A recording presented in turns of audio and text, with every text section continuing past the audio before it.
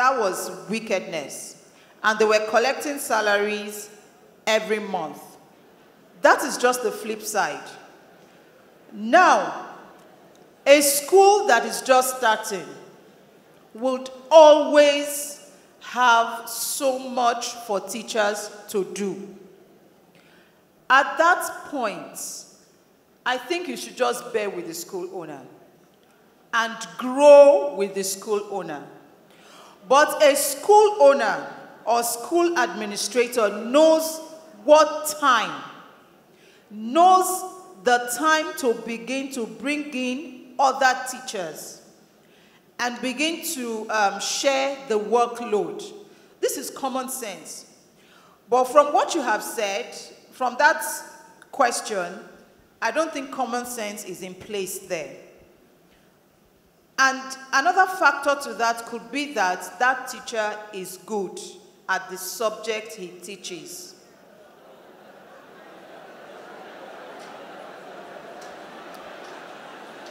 Listen, there are many factors.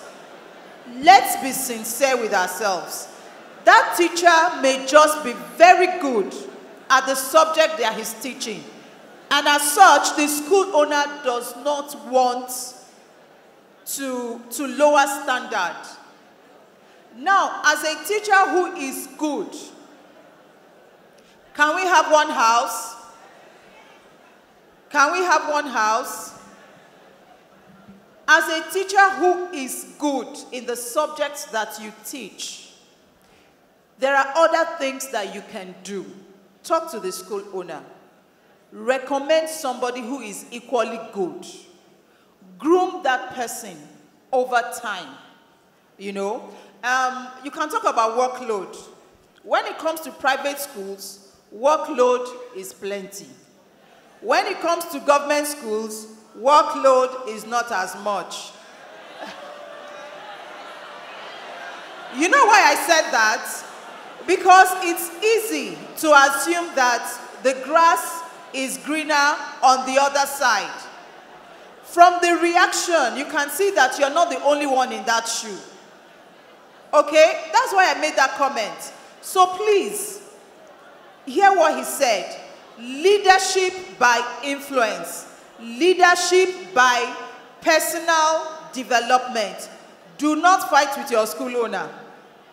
Do not go and do shakara that you went to LTC. They say you should talk. Personally, I would disown you. If you must go to your school, talk to the school owner. Make your points. Recommend an equally good teacher to come into the school, and I'm sure that the burden will be shared. Thank you. Thank you very much. Atama for her. Atama. All right, our final question now, because we need to, our next speaker is already seated. So final question to Barrister is a double-edged question. First one says, in the case of child molestation or abuse, to report, who are we to report to? Is it to a teacher or NGO, or is there any link, or what are we supposed to do? What's the immediate action to be taken? And then the other one goes, you can answer both of them together. What are the practical ways to implement a child protection policy in schools? Okay, two things. Number one, please, the purpose of information is transformation. If you have information here and you go back and you remain the same, it's a waste of time. Now, I want to, all these problems that you are talking about is an advocacy point. The reason why all of us are gathered here today is that Edu-Aid saw a problem and started this advocacy. It's advocacy that has brought all of us here. If you see that there's a problem, interpersonal issues between school owners and teachers, you can start an NGO. Those who start NGO don't have two heads. You will start an advocacy, you will articulate the problems. You will start, what we should be able to give birth to here is that when you are coming here next year, 20, 30, 40, 50 NGOs have sprung up from this gathering. People advocating for different things within the school system.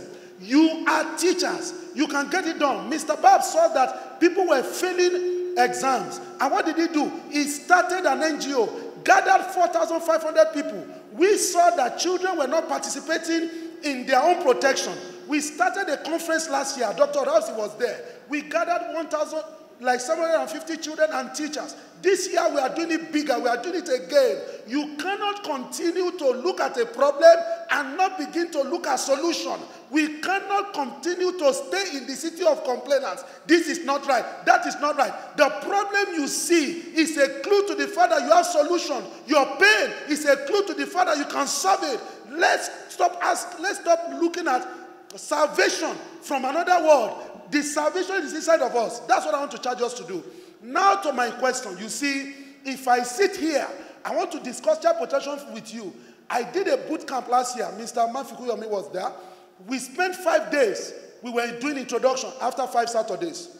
So I tell you, child protection is huge. It's massive. It's not something we can handle with 2 minutes and all of that.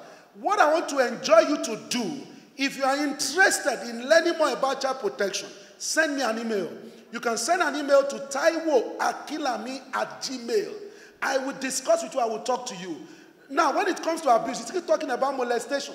Molestation is not the only abuse with children face. What about physical abuse? What about emotional abuse? Emotional abuse is higher because many of us now, we were raised, many of us, we were children, but we never experienced childhood. You never knew what childhood was because every attempt for you to be a child, it was made with slapping, with cane and all of that, to the point that you believe that being a child is a sin. You grew up with that mentality. So when children do the things you did when you were growing up, you treat them the way you were treated. Then you keep telling me that you are sane. I'm a normal human being. Let me tell you something. We need the services of this doctor because many of us as Nigerians, we are not sane. We have issues. How can somebody look at a child? You are twisting the hair of the child, you are using a corner, you are using everything, and you are saying you are sane. You cannot be sane. Man, people need to see you. People need help. So what I want to say to you, there is no shortcut to all of these things. So what I want to charge you to do, invest in knowledge. Knowledge is what to do. Invest in skill. Skill is how to do it. Invest in attitude. Attitude is how to do it. Many people have approached me to say, what is your number? Let me give you 080-3362-0843. 080-3362-0843. You can talk to me. I pick every call, except I'm training. So God bless you, and I want to charge you, and rounding up, go from here. Don't be spoon-fed. Become a feeder. Begin to feed other people. Start organizations. Start NGOs to begin to bring all of things to the fore. Start a blog for starters. God bless you. Thank you very much, sir. Invest in knowledge, invest in skill, and invest in what? What was the third one? Attitude. With that, please let's give a round of applause to our 3 speakers for a fantastic time. Thank you very much. I'm sure we've learned quite a lot. Can we have the ushers replace our stage now quickly before we go into the next speech? Thank you, sir. So we're going into the next session now. Our 4th speaker is already seated, and I'm sure it's going to be an insightful time. Can we have the podium, please? Thank you.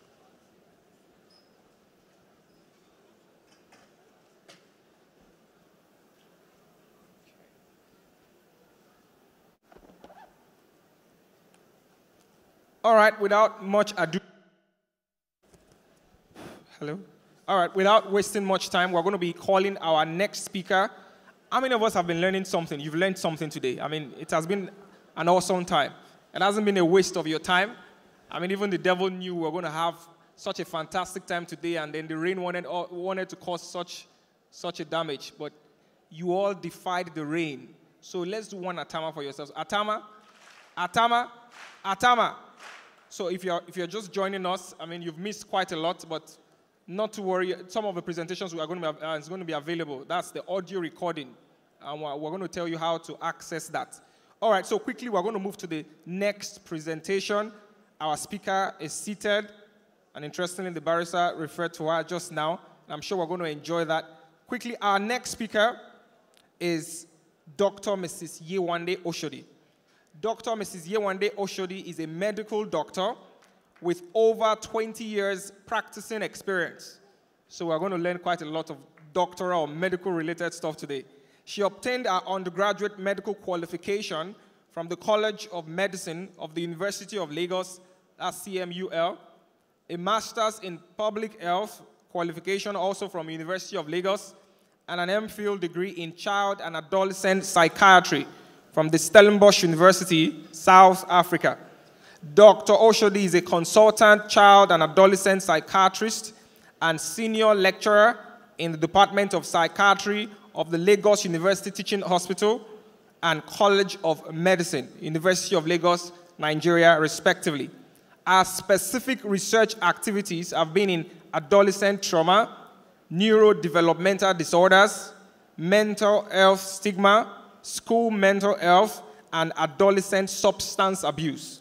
Dr. Yewande Oshodi is the current president of the Association of Child and Adolescent Psychiatry and Allied Profession of Nigeria. That's ACAPAN. ACAPAN is an organization poised to promote the development and delivery of child mental health relevant services and knowledge in Nigeria. She will be speaking today on the topic promoting students' mental well-being, the strategic role of teachers in 21st century Nigeria. With the Lagos Teachers Welcome, let's welcome Dr. Yewande Oshodi. Please, a round of applause for her as she comes up stage. A round of applause. Can we have a round of applause? You can't be tired now. We still have a number of claps to learn, so don't get tired of me now. Thank you very much. Thank you very much. Good afternoon, everyone. It's a pleasure to be here.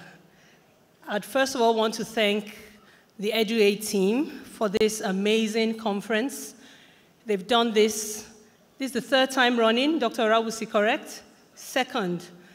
And each time we have this huge effect and impact. Thank you so much for the job well done. And the second greeting will go to Covenant Christian Center for giving this platform, particularly our senior pastor, Pastor Pojo Yemade. We thank him for all he does and keeps doing. This afternoon, I'm going to take us through a few things that have to do with your effort at recalibrating. Who is here to recalibrate? Okay, very good. So you will work with me on this journey. You can put up my slides, please. Today, I stand wearing 4 invisible caps. The cap of a doctor, the cap of a lecturer, a teacher. Lecturers are teachers, true or false? Another cap of being an advocate. And I think my final cap will be that I have special interest in child and adolescent psychiatry. I ended up in psychiatry. Are my slides coming up? It can come up. The first slide, please. I never thought I would do psychiatry. How many of you think psychiatry is... when you hear psychiatry, it gives you the shivers. True or false? Don't lie, oh. True, exactly. I was like you, don't worry. In medical school, I never thought I would do psychiatry. So let me just give you a bit of a personal story. So finishing as a doctor, I was wondering, what will I do? And I thought, okay, I definitely don't want to be a surgeon. I don't want to be breaking bones. You know, I don't want to be an obstetrician. By the time I took everything out, I was stuck with 3 things. Either to be a pediatrician, or to be a public health physician, or to be a psychiatrist, interestingly. So you can see that it wasn't initially by design. I think it really was a bit of maybe destiny somewhere there. And I say that because some of you are teachers today, either by design and some by destiny. True or false? Some of you have always wanted to be teachers. Some of you just found yourself as teachers today. It doesn't matter how you got into teaching. You are building nations. You are building the future. You are impacting people. So my journey as a doctor took me through several things, and I ended up being who I am today, a child and adolescent psychiatrist. I'm still a psychiatrist. I deal with children, and then I do a lot of advocacy, public health. So I ended up doing the 3 things, not because I planned it, but it's destiny. Next slide, please. So, in the course of this work, I've had the opportunity of seeing the effects of several things and how mental health and education somehow Whether we like it or not, there is an interplay. What happens in the lives of our children and adolescents influence them academically. And the recalibrated teacher is the teacher who becomes aware of that.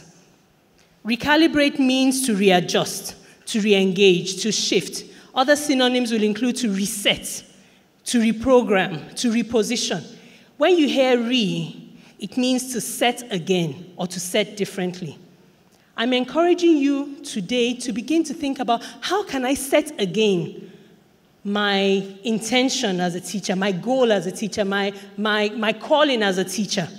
And I think all the speakers, wonderful speakers so far, have begun to, to shift our paradigms a bit. And that's all we're asking at this conference, that you leave this room with a gentle shift in another direction, that you know what, I'm going to make some adjustments. I'm going to recalibrate. I've seen that undetected risk factors in children and adolescents that are ignored in early childhood lingers on with them into adulthood. And a discerning teacher can support in either shifting the child on a positive route or further worsening the effects of this vulnerability. I've also observed in my little years in these 4 aspects of my career, like I told you, that poor mental health has effects on academics and the long-term outcomes in academics. So a child can actually begin to underperform, not because that child is olodo, alaigboron. Give me the other names that we call them. Lazy, ole, dumb. And you will be amazed that actually some teachers use these words on children. True or false? However, what I want us to be aware of is that at times children are laboring under heavier burdens than we are aware of. And if we're just a little bit more mindful of these facts, we can pay a bit more attention to that child. And also, when children do have these mental health problems, it's being untreated also has long-term effects. Next slide, please. So it's been found that at least 50% of children, of all mental health challenges, would occur before the age of 14. 50% of all challenges, anybody that you see that has a mental health challenge, at least half of them, their problems began while they were before age 14. Now that presents a huge, because they're in school. If we say before age 14, that means that they're in a school. And somebody did not pick it. Somebody did not support that child. Somebody kept calling that child names. I hope we recalibrate so that we can adjust. 1 in 5 children will experience a mental disorder in a year. And remember, I need to just, rebalance our thinking when we hear mental health. I'm not talking about naked people on the streets. I hope you know that.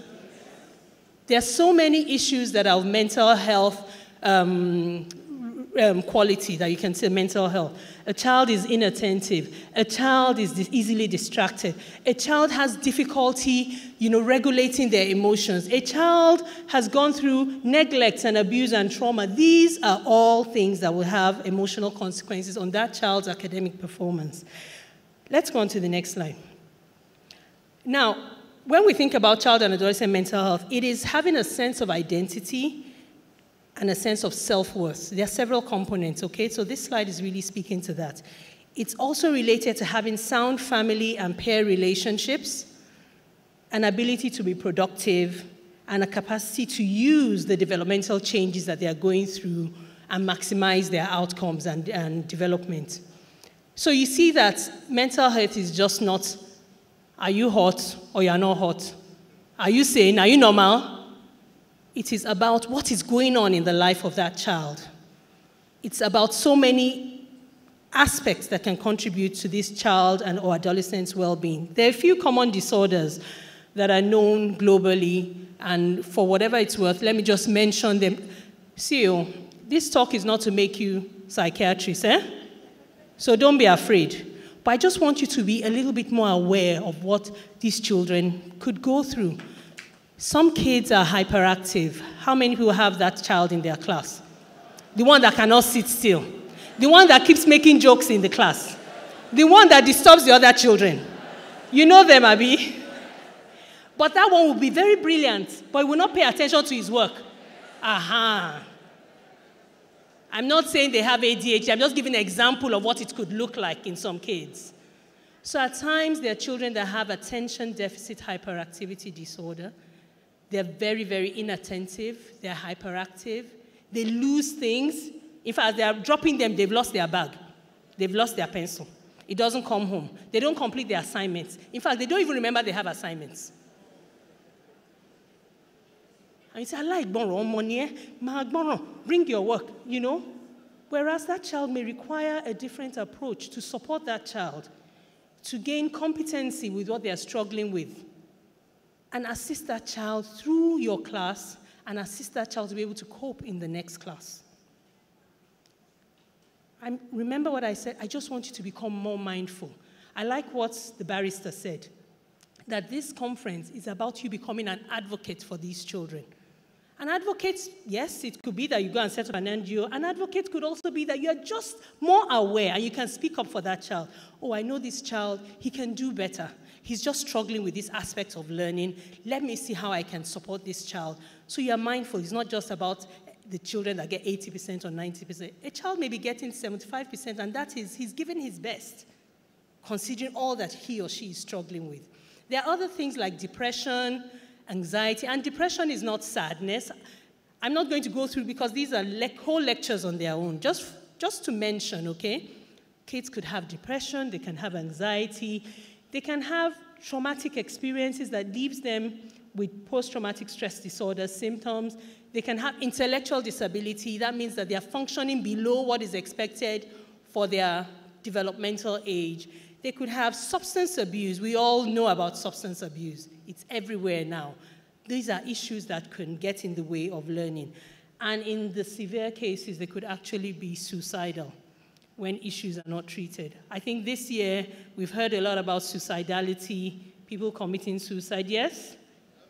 And actually, children and adolescents also do.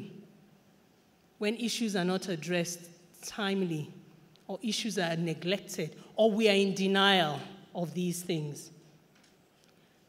So in Nigeria, let me give you a rough idea of some of the burdens that we face in Nigeria. Next slide.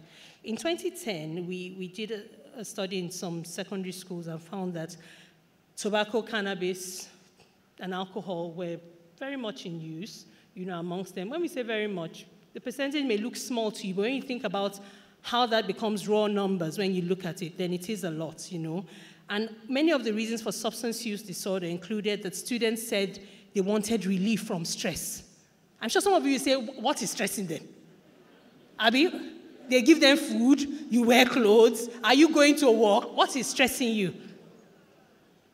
But they come from families. They come from families where mom and dad are fighting every day. They come from families where poverty is a huge problem for them. They come from families where insecurity and safety and fear is rife. These are some of the things that are going on in the mind of the child and adolescent that could actually contribute to how they feel. In primary care centers, we found about 11.4% of those that came in with psychiatric disorders, they were functionally impaired. When they do come in, if they come in, because the truth is that most people don't bring kids to see people like myself. They'll go somewhere else first. When they've gone all around Lagos, then they'll say, okay, let's come and see the psychiatrist. And I understand, because it feeds into our stigma, the way we think about mental health issues. But the point is that when we do allow it to fester, it becomes a functional impairment. They cannot function. They either have to drop out of school or their grades are failing terribly because someone failed them and didn't recognize that something was going on. Okay, we found depression about 14% in a study in 2014 in Lagos, and social anxiety, about 5.2% of students studied. These were, this study we looked at over 3,000 students and found that about 16.4 of them admitted to thinking of suicide at some time or the other. 16.4, that's of 3,000. Is that not like 30 something? Someone help me with that math. It's what? About 400. That's a lot. And at times, people do not just end at just thinking about it. The next thing, they want to act on it. So that tells us that, and these were public schools. These are schools in Lagos, schools that maybe some of you come from. So that tells you that these issues, you know, we can sweep it under the carpet as long as we want, but they're real and they are there. And as teachers, you are in a unique position to recognize, to offer support, to provide direction. You know, the pathway to care in Nigeria is very unusual. In other parts of the world, children like that are flagged, and the school system is mandated to make sure they get into treatment. Here, we are finding our own way. Most of the children that come to us in the hospital, either they've gone to see the herbalist first, or they've been to prayer meetings, or they've put them in a prayer home for a long time before they eventually come to see us. So these are the findings, and we realize that we need to come to meetings like this to create more awareness so that you and I can join hands together to achieve the goals that you want to achieve. You want an excellent student, a student that's successful. Am I wrong in that thinking? You want a student that is successful, that 5-10 years down the line, your student comes back and says, mommy, see me, I am this, I am that. That makes you proud. That's where your reward is, not in heaven. Okay, you'll be rewarded in heaven too. But part of your reward is also that your students are doing well.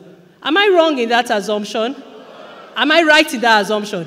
Okay, thank you. Just checking, okay? So we want our students to do well, so we need to join hands. But there are some challenges.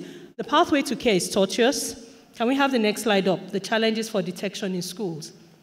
And we have a lot of stigma and discrimination. The next one, please. Okay. No, you need to go back by one slide. Okay, thank you. All right. So the challenges for detection in school, like I said, the pathway is tortuous. Stigma. Do we know the meaning of stigma? Stigma is what your reaction is when you recognize something different and you do not want to be associated with it. You want to distance yourself from it. It's almost like someone has a mark and a scar and you want to keep away from it. And many of us have stigma against mental health. Stigma in that, hey, it's other people. Yes, it's other people. Also, headache is other people. Hypertension should be other people also. So, yes, we do not want to be ill. We don't pray to be ill. But the fact is that some people experience real emotional health problems, and we cannot allow our own stigma to get in the way of them getting care. And as a teacher, if you hold a lot of stigma, you will not be able to help a child that is struggling. You say, that child is possessed, so hey, deliverance.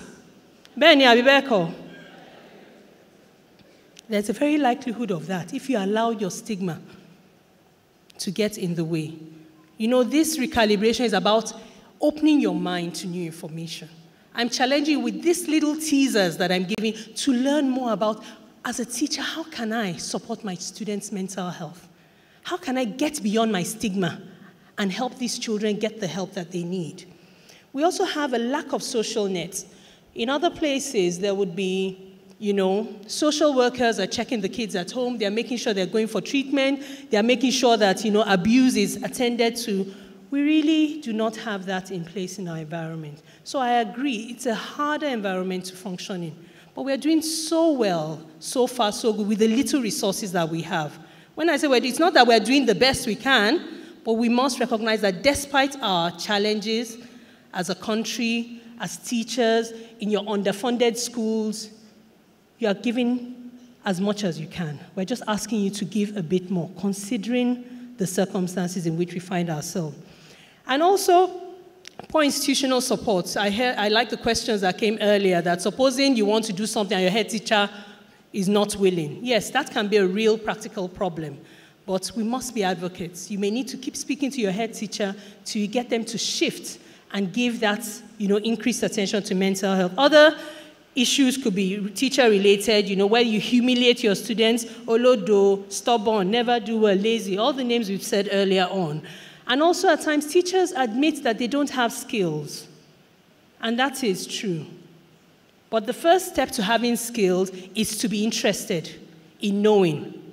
And so much can also be understood by just reading about it, and then we can then talk about also training. Training is very important, but skills about what I can do. Then teachers could be frustrated on their job. Not only on their job, even with Nigeria. I'm frustrated. You enter bus, the bus breaks down, then when you get to the school, there's no light. How on earth am I going to do my work as a teacher? Does that speak to anybody's experience? That it's very hard, So we recognize that those challenges are there. So my question to you, because everybody's situation is different, is that despite your challenges, how do you think you can begin to think more about your students' mental health? I'm not expecting you, that maybe your school is Nabule Egba, to be like the person that their school is in Ikeja, or like Lekki. Do you understand? Because some of your parents may not want certain things, they may not be able to afford certain, but you must begin to move forward in recognizing that these kids have a need for support. So an average student, where's the slide with the students' mental health? Will have several thoughts going through their minds. Thoughts around, a major test. Next slide. Okay. A major test is coming. Am I going to pass this test? Am I going to fail this test? Oh, I wish I had stayed at home. Oh, mom and dad are fighting. Can I have my next slide? Students' mental health related thoughts. Okay. No, the one before that. Worries at home. My stomach is paining me. I want to go back home. These are things going through their mind, though. And your own is just write the note. Finish the note. Can you not answer a simple question? Whereas if you just ask an extra question, what's going on at home? Yesterday, my daddy did whatever. At least you have an understanding of what is contributing to what you're seeing. So we must be intentional. We must be mindful. We must realize that our students are coming from homes and situations that could be influencing them in our classrooms. I think that will be the most important thing I want you to leave with when you leave, after this, my session. Can we go to the next slide? So in the 21st century, we have some unique challenges, okay? How many people have heard about science students? Science student? Oh yeah, if you've heard, put up your hand. Okay. It's not science lab, oh. So you see, we've talked about being aware. When a teacher hears science student, is that a serious student? Is a science student not supposed to be a serious student? But this is what's going on. Our children are listening to science students, which is actually something that gives a lot of glamour or attention to substance use. Talking about the different things that can be mixed together and you get a nice reaction. It is drug abuse. So these are the 21st century issues that we're dealing with. Substance abuse is on the rise. And we have other challenges with the 21st century. Social and cultural changes are influencing what we are seeing. Once upon a time, what was happening in Lagos stayed in Lagos. Now with globalization, you can be in America, but you're in Lagos. We don't know. You can be in America, and you'll be the one telling them, oh, but this is happening in Lagos. Because the internet has made us all very close. Your student can be in your classroom and is feeding on what's happening in the United States and sharing with the other children that didn't even know. So thereby contaminating the whole lot. These are the realities of the 21st century. I like what Ms. Maureen spoke about, filters or something about protecting our web systems in schools. Because the reality is that we cannot shy away from the internet. Teachers, you cannot be backward, though. The internet is here to stay, whether we like it or not. So we need to think about the processes that will still protect and help our children, teach them how to utilize it, put structures in place to support them, to keep them. And unfortunately, parenting is also going down the drains. So these are the 21st century challenges. So you're having kids in your class that hardly see mom and dad. You're having children in your class that their parents, it's so easy to say, you know, I'm tired of this marriage, I'm out. And it's affecting the child. You're having children in your class that the burden of poverty is real to them. The different examples I've given doesn't need to necessarily affect your own class, but there may be one or the other. That's what I'm saying.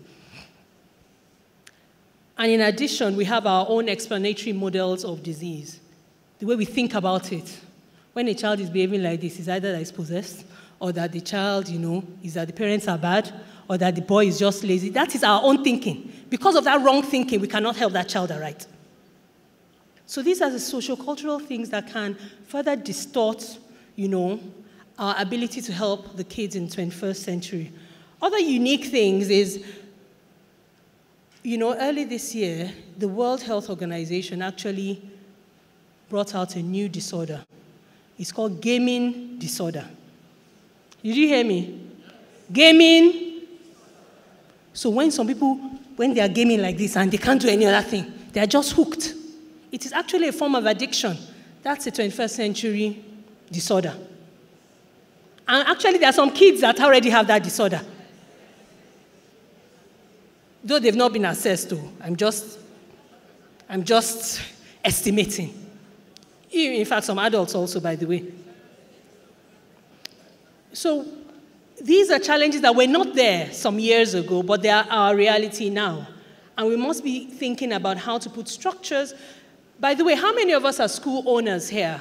Proprietors, you know, that coordinate schools. By show of hands, please. Anybody that owns a school? Okay, I think you school owners, you actually have an edge compared to even the teachers, because you can actually go and put policies in place in your schools. The teachers here, your assignment is to leave this place and have a talk with your school owner. Ma, I went to that conference, so, what I got? You can't talk to them. No, you can't talk. You will not, there's a way you will talk to them. You won't, wait now. You won't go and do I too know. Daoga. See what I learned today, oh. Kiniko. Hello, one house. You won't go and do ITK. You know the ITK? ITK is always flogged, though. Even if your student is ITK, you say, you are I too know, keep quiet. Is that not what you do for your students? If a student demonstrates ITK behavior, so what we're saying is, you go with the information in a way that, I think Barrister said something about it will improve the bottom line. Someone said it here. Let them see that there's a benefit. CEO, many teachers, they are thinking about it. Maybe you should think about it, you know. I'm just dropping it for you. You say it this year, they don't answer. Say it next year. Say it. For as long as you're a teacher, that's your mandate. For as long as you are still a teacher, can you hear? That's your mandate, to go and be the change agent where you find yourself. And change oftentimes doesn't come like that. At times, it's just a little move, a little bit. If I continue like this, I'll get to the end of that plan. I hope you know. A little bit. It will look like nothing is happening. A little bit for 1 year is a bit. Another little bit for another year. In fact, what you start in that school, even if you leave, you have started a process. So I want to encourage you, your effort is not going to waste. But we need to be intentional. With this knowledge, don't let it just sit in you and say, I'm a law conference, come on, I have one. You must put it into action. What can I do differently? There are other things. Cyberbullying, real-life bullying, these are also 21st century challenges. It's almost like the cyberspace has become a space for anybody to do whatever they like. And the children are learning from the adults. They pick on one another, they tear one another apart. That's a challenge that you didn't know about before now. I'm saying before this century. That's where we are now. So we must be thinking, how can I, in my school, protect? I heard about bully prevention strategies. That's what schools that are forward-thinking concerning mental health are putting in place. There are different strategies and policies that you must put in place. Time will not permit that I go into all that. Do I have a timer? Time is up, okay. So I'm just going to, and I haven't even gone halfway. All right. So I will round up. What I want to leave you with is just a few tips on what you can do. You must be willing to recognize a child that is struggling and inquire about it. What is this about? How is the child feeling? You must be willing to also facilitate understanding with the parents. Let the parents know that I think there may be something more. You cannot take someone's child to hospital and say, come and go and do mental health. They didn't send you. You don't do that. You must determine from today to make sure you avail yourself of some training in mental health so that you can help your students. There are things you can do in the classroom to support your students. Lastly, as school owners, please put together some structure. It can just be a simple part of your curriculum that creates awareness. It can be a screening process. Those kids that are brought to your school and you just jump at the money, why did they leave the other school? Is it possible that there was a mental health thing that child, and I've seen many patients like that.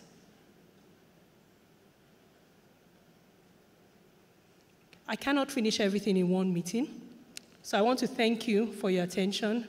I want to encourage you to be the advocate for your students. Thank you. God bless you.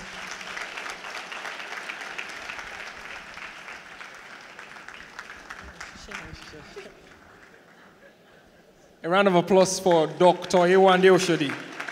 Thank you very much for that inspiring one. I would say, what she came to do was to awaken our interest about mental health for our students. And she mentioned something very, very interesting that is applicable to all the speakers and everything that we've done so far. She said, a step to acquiring skill. Who can remind us, what's the first step to acquiring a skill? Is to be interested in your job. So before you can say, okay, you want to acquire a skill, you want to develop, it shows, and it shows that we are actually desirous of acquiring a skill. The fact that we're all here today to learn, it shows that we desire growth, we desire improvement. So I want to remind us about that. I said the first step to having a skill is what? To be interested in your job. And she mentioned two challenges, a number of challenges, but the first two she mentioned. Who wants to remind us? The first one was what? Stigma. And then the other one was what? Lack of skill. And there were other ones there. So quickly, I just want us to say these confessions together because she admonished us on a number of things. And so I want us to say these words after me, just so that you can affirm it to yourself that I'm going to do this immediately school resumes next month. So we're all going to say this after me. I will be more aware of and speak up for my students. I will open up my mind for more information on mental health. I will think more about my students' mental health. Let's say that again. I will think more about my students' mental health. I will help my students in their mental health. I will not stigmatize my students. Then this is important, the last one. Make sure you do this. I will talk to my school owner about mental health. A round of applause for Dr. Oshodi. Now, we've been doing special claps for everybody. There's a special clap for her as well, and that's the final clap. We don't want to overload you with many claps. We want you to practice those four in school. So this particular one, although it's called the crazy clap, well, I have called it the rise and fall clap. So we want to use that to appreciate our speaker. And it goes this way. Just look. Now, it goes, the intensity of the clap increases with the direction of my hand. So if I go this way, your clap will increase. If I go down, a clap will come down, keep reducing till it comes down, and then you keep increasing. Do we understand that? All right, so are we ready? All right, so let's go.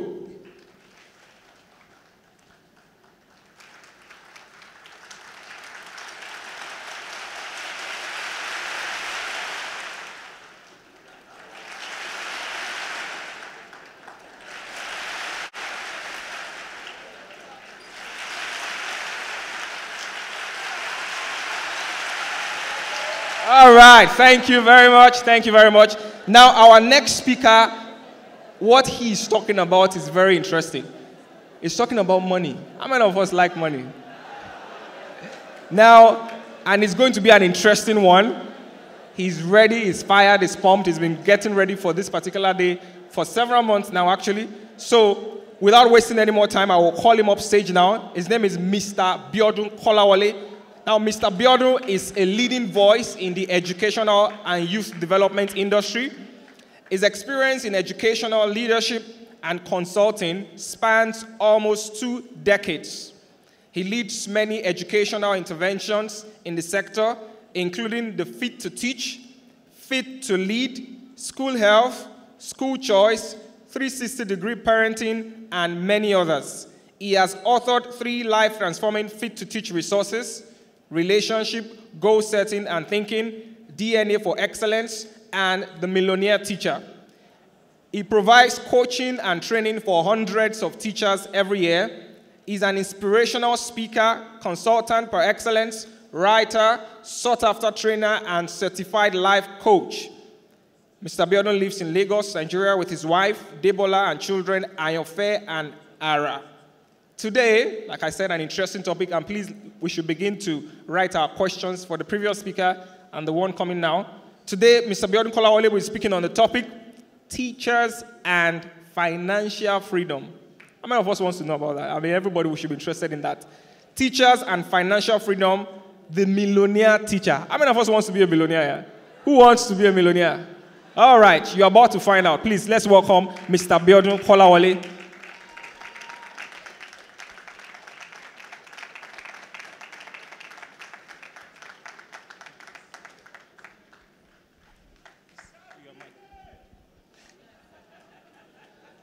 Thank you, thank you. Hey, how is everybody? Thank you for coming in the rain. That was very special to us. Can you put your hands together for yourself? That's fantastic. I saw the rain this morning and I was like, wow, will these people come? But teachers are hungry people, hungry for knowledge. Am I right? We are hungry for knowledge. We want to know. When I say hunger, that's not what I'm talking about. Okay. Very specially, we want to thank our hosts. That's Covenant Christian Center. And by the way, people that ask, what do church do with money? This is what we do with money. Is that okay? Now we put hands together for Pastor Koju, Edu-Aid, and everything. Hello? You know, some of the most ungrateful people are poor people. Have you met poor people before? What do they say? Kilo Shegan, what's the big deal? So when I said you should thank them, I mean you should make a shift from poverty to wealth. So let's celebrate this house very well. Thank you, Doctor. Mr. Peace has been a fantastic host to us. And because I've been speaking for a few years, so I know I can't finish everything I want to say. So what I've done is that for this topic, I've written a book on it, The Millionaire Teacher. So I'll go as fast as I can, but you will get back to book and the CD to hear everything. Then this second one is DNA of Excellence. When we teach, and I've sat around teachers for about 2 decades of my life, we think we are teaching to transfer knowledge. In the 21st century, the purpose of teaching is not to transfer knowledge only. It's to transform community. Africa is a continent that needs us like never before. See us, 1.216 billion people, 54 countries, 60% of world natural resource, yet we produce 2.64% of the global GDP. That's the origin of our poverty, because we have so small to share. And now I wish, as you build and mold your block, you see where your block fits in the whole big picture. And you can start that war as a person. And you can teach with intensity. That's why I wrote DNA of Excellence. So get to the stand. And we're having an amazing discount today, just for this occasion. I wish we can give more things for free. I'll think about that the coming year. Then, you know, I did this last year. Can you remember this? You know why I did 3? I showed you. I'm growing. I'm not waiting. So you too, you have to make a commitment for what? For growth and also develop. That's the most practical way I can show it. Then we have our coaching for each of these and mentoring program that are ongoing for people's life to change and for us to have a fantastic teaching career. Anyway, let me take off because I want to, he won't be disappointed that I'm stopping at the right time. He knows I stop at the right time. I wanted to talk about myself and say a bit of my story, but I can't go into that. But writing this book this time brought to my knowledge of my personal experience, how I struggled between passion and profit. And a lot of us, we are in that profession for many reasons. Some for survival, some is a trade-off of their entire life. And because I sit practically with teachers, maybe they are newbies or they are people that have done a time in the industry, and the fundamental question everybody is asking is that, what's my hope financially?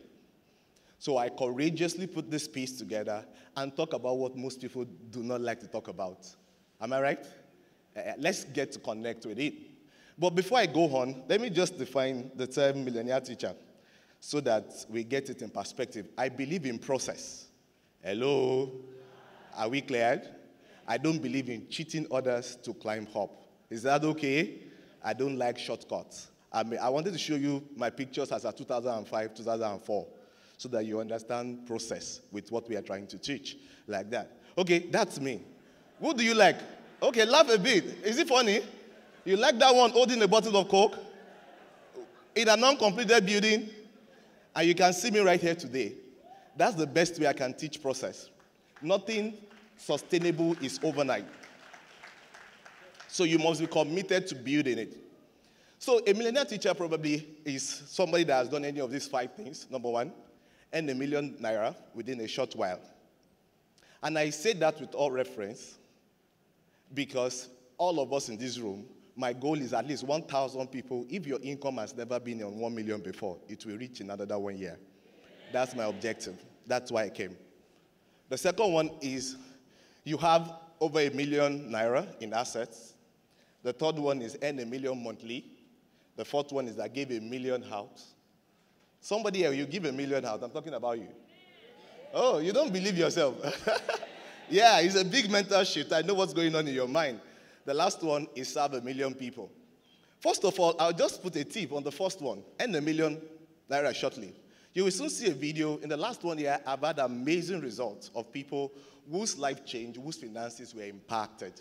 And I'm humbled at it. I'll show only one of those videos at the end. And practically one thing they all agreed I taught them was that they must be able to write a check in their name and paste it where they can see it every day. So if you have never written a $1 million check before, when you get home, your activity is that tear your checkbook, write $1 million, and put the next 5 months or 6 months there. Oh, you don't believe this? That's simple. It starts like that. What I'm saying is that if $1 million is not around you, there is no way it can come to your mind. And if it does not come to your mind, it cannot come to your life. Are you getting that? So you change the configuration of what you see every day, because when it's found in your heart, it moves into your life over a period. That's the fastest. Hello? Okay, the story behind it, I've asked people to do it over and over again. My elder brother came home. He was earning 20,000. I think I shared that story last year. And he said to me, I want to earn 1 million in so month. I look at the guy, 20,000, 1 million, 50 months. You can't make it. Only for a few months, he showed me a check of 1.4 million. Hello, yeah, that's where wealth begins from. I'll go into some deeper things, so let me stay on that. So the question I also have is that why are people rich or poor? Do you like to answer that question? The first reason people are either rich or poor is they are product of a system. We exist within a frame of mind. I've discussed that the whole continent which you and I live in only contributes 2.64% to global GDP. So therefore, extreme poverty cannot be far from them. In fact, they say every 6 minutes, one person in Nigeria moves to extreme poverty. Are you getting that? So it's systemic. So you are teaching in the context of our country where the average income of a teacher is less than $1 million in a year. In Luxembourg, where they pay teachers highest, the annual salary is 66,000 plus every year. You love to be a teacher. Is that okay? So we exist within a system context. And also in education, I don't want to branch into that. There are things that we are doing that is actually limiting our wealth and possibilities. Hello? Maybe when I have a technical session, I will say it. You know, when the school sets up to do everything. Did you get it? Is the transporter, is the feeder, is the instructor, is everything all in one. And whereas everything the school is trying to do is positioned to also be an industry. Let me say, for example, look at swimming. You know, we all insource our swimming instructor. Am I right, schools? Oh, am I talking too fast? So we all insource it. So we can't produce an outstanding swimmer from your school's unit only because they are not swimming competitively in groups. Did you get that science? So you think you are saving money. Actually, the next Olympiad is lost in your school. And therefore, wealth cannot really multiply like it should multiply. Those are industry gists. We'll do that in technical session. The second reason why people are either rich or poor is our culture. Culture. You know, there is a way that our culture might encourage and inspire poverty every time. There are cultures that support wealth. So, for instance, you are a Jewish man. From your day one is when they begin to teach you about money and finances and how it works. But we will all learn it by what age? When we start to work and when our finances get up in mess. Some cultures are actually empowering, while some cultures are what? Are not empowering. So you have something, our culture is very conservative towards wealth. Are you aware? Do we like wealthy people? Olówó ìṣọlọ́run, àṣírí ẹ̀ lóbò, ìsàlẹ̀ ọ̀rọ̀ lẹ́gbìn. So, and you don't begin to know where those terrible proverbs begin to cringe into your belief about money and what it can do. And it can shut you down on your journey to wealth. We are a product of culture. So you need to carefully watch whether your culture is empowering wealth or is disempowering you for wealth creation. The last one is people. So in every culture, you have these two broad categories. It's either you will have people that no matter how poor that culture is, you will have rich people there. Am I right? Talk to me now. Am I right? Yes. I should stop this topic. No. Are you learning? Yes. Are we all learning? Yes. So what I'm saying is that you are like, when you are a teacher teaching in our context in Africa, you are like the pilot flying a plane and two engines are out. What do you do to the last engine? You know the last engine has to work very well. Talk to me. You understand what it means to fly a plane? Oh, it's a plane I can use. I can't use a car now. Oh, you are driving a car. It has 3 plugs. 2 plugs are filled, so you only have 1 plug on the journey. You know you have more work to do. Am I right? So that's why I will be strong on this people part a bit. That even though we can say government has not done this, these people have not done this, the reality is that there are things people within culture context that are challenging, within system context that are challenging. There are things they do, there are mindsets they evolve, and that's able to also create wealth for them. So the first one these people have is their beliefs. So I'm going to ask you a simple question. You see the guy sailing, am I right? You like the guy sailing? Those are 4 tools you need to sail. You get more in the book. The first one is belief. And my simple question is that when nobody is there, what are you saying about money? Hello? When nobody hears that thought, that's your belief. That's how simple I can say. What do you think? What do you feel? What do you think about money? That is the foundation of what you have believed about money. And that can influence what comes to you. The second one is that there are negative beliefs you have about money. That they've said rich people are bad people. Rich people are proud people. You know, the challenge is this. Let me tell you something about belief. You want something, but you disdain people that have it. It's like opposite direction. It's like you are pulling from 2 different ends, and that's why you don't achieve a lot about this resource you want to have in your life. So I'm just going to ask you, begin to switch your beliefs. Hello? Identify them. question them, and begin to do it. Let me say one of the beliefs we have. Teachers cannot be rich. Teachers are poor. They sold it to us. It became a prevalent mindset. So even when you are coming to the industry, what do you think about? They cannot be rich. We are limited. Another belief, somebody helped me. The reward is in heaven. So let me wait till I get to heaven before I get my reward. And really, beliefs control your life and my life. Your belief will model your behavior. It determines your attraction. It determines what you become. The same philosophy for money. That's how far you have attracted. The belief is like a central pulling system of things you want or you don't want into your life. So what do you believe? If you hate rich people, it's hard to become rich.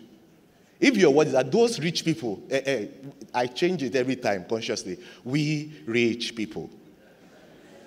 Are you one of us? Can we say it together? We rich people. Is that okay? So we begin to alternate those beliefs, and that's where the change can start from. The second one I want to bring close to us is our concept of planning. So this culture says, Ọlọ́run ló mọ̀la, you have no idea about tomorrow. So you live by the day. Am I right? And creating wealth, living by the day, is literally impossible. Hello? Did you hear it? Except you are born in some cultures outside our own. Is that okay? So you've got to develop ability to plan. There is something they call budget. Hello? Sorry, by the way, planning shows you regard the future. Hello? It's a respect you have towards that there is a tomorrow, that you're not going to end today. So you deserve the future in the future you respect. Is that okay? So that's the rule about planning. And sorry, let me say some things about planning. One, slaves don't plan. Slaves don't plan. Slaves are poor. Poor people do not plan. Did you get the analysis?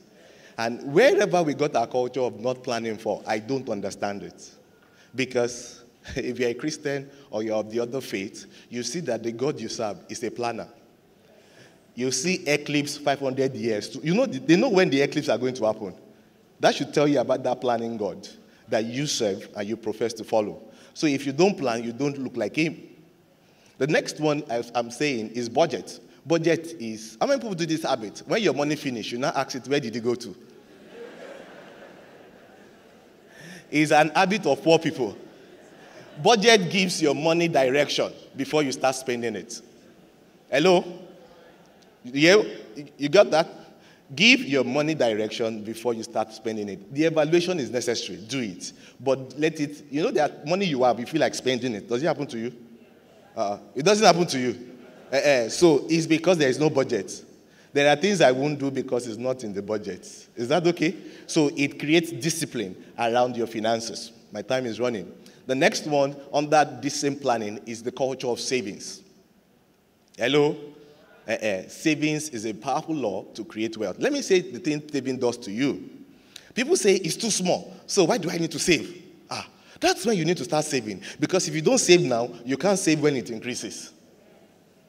And I learned this powerful lesson from my pastor. He said to me, from my mentor, he looked at me, he said, the savings increases your wealth creation quotient inside you.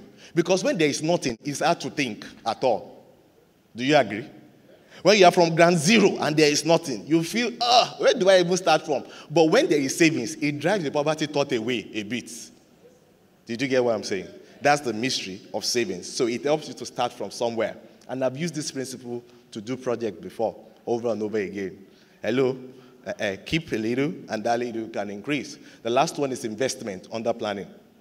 So money has a science. It can multiply from 1 to 2. It can go from 2 to 3. Understand the power of investment. And I can't say investment on this platform. I hope you know. And if you ask me on my Facebook page, I'll do as if I didn't hear you. Because you won't put me into trouble that I put you toward investment.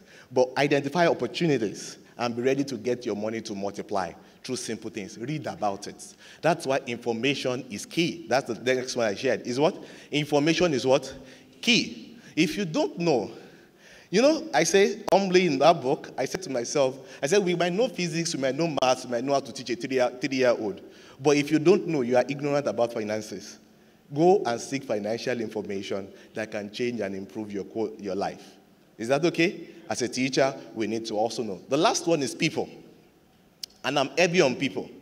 So you wake up in the morning and you need ₦1,000,000. Oh, sorry. You need 10,000 naira and you don't have anybody you can call. I'm afraid of your wealth creation quotient. So if you work with 5 people, 5 poor people, you'll soon be the 6th person. Yes. Did he? Oh, that odd, Sabi. Look at the 5 people in your life. First 5 people in your life. Calculate their income. That's what you are earning now. Should I say it to you again? The first 5 people, the people you relate with most, the people you first go to when they say, if you add what they are making, that's what your average income, 60% is going to be like. Okay, that's hard, am I right? So some of us, we want to be millionaires and you don't have one millionaire friend. How do you get to think like a millionaire? So I see that the people in your life will determine what you are able to attract because they impact on how you think. So I have some relationships. I tell them, I want to print 200 books. 200 books. What is that? Why don't you bring 500? Why don't you bring 5,000? Hey, you need those people that think. They make your head reset. At first, you will be uncomfortable around them. That's your poverty they are pressing out.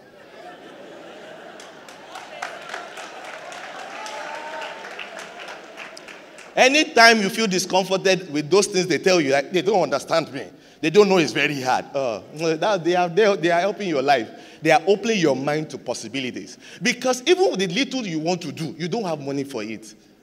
So they are stretching your mind. And there are a few codes of relationships with the rich that I wanted to teach, but I can't teach. I taught it in the book. One, let me just say one. Should I say one of it?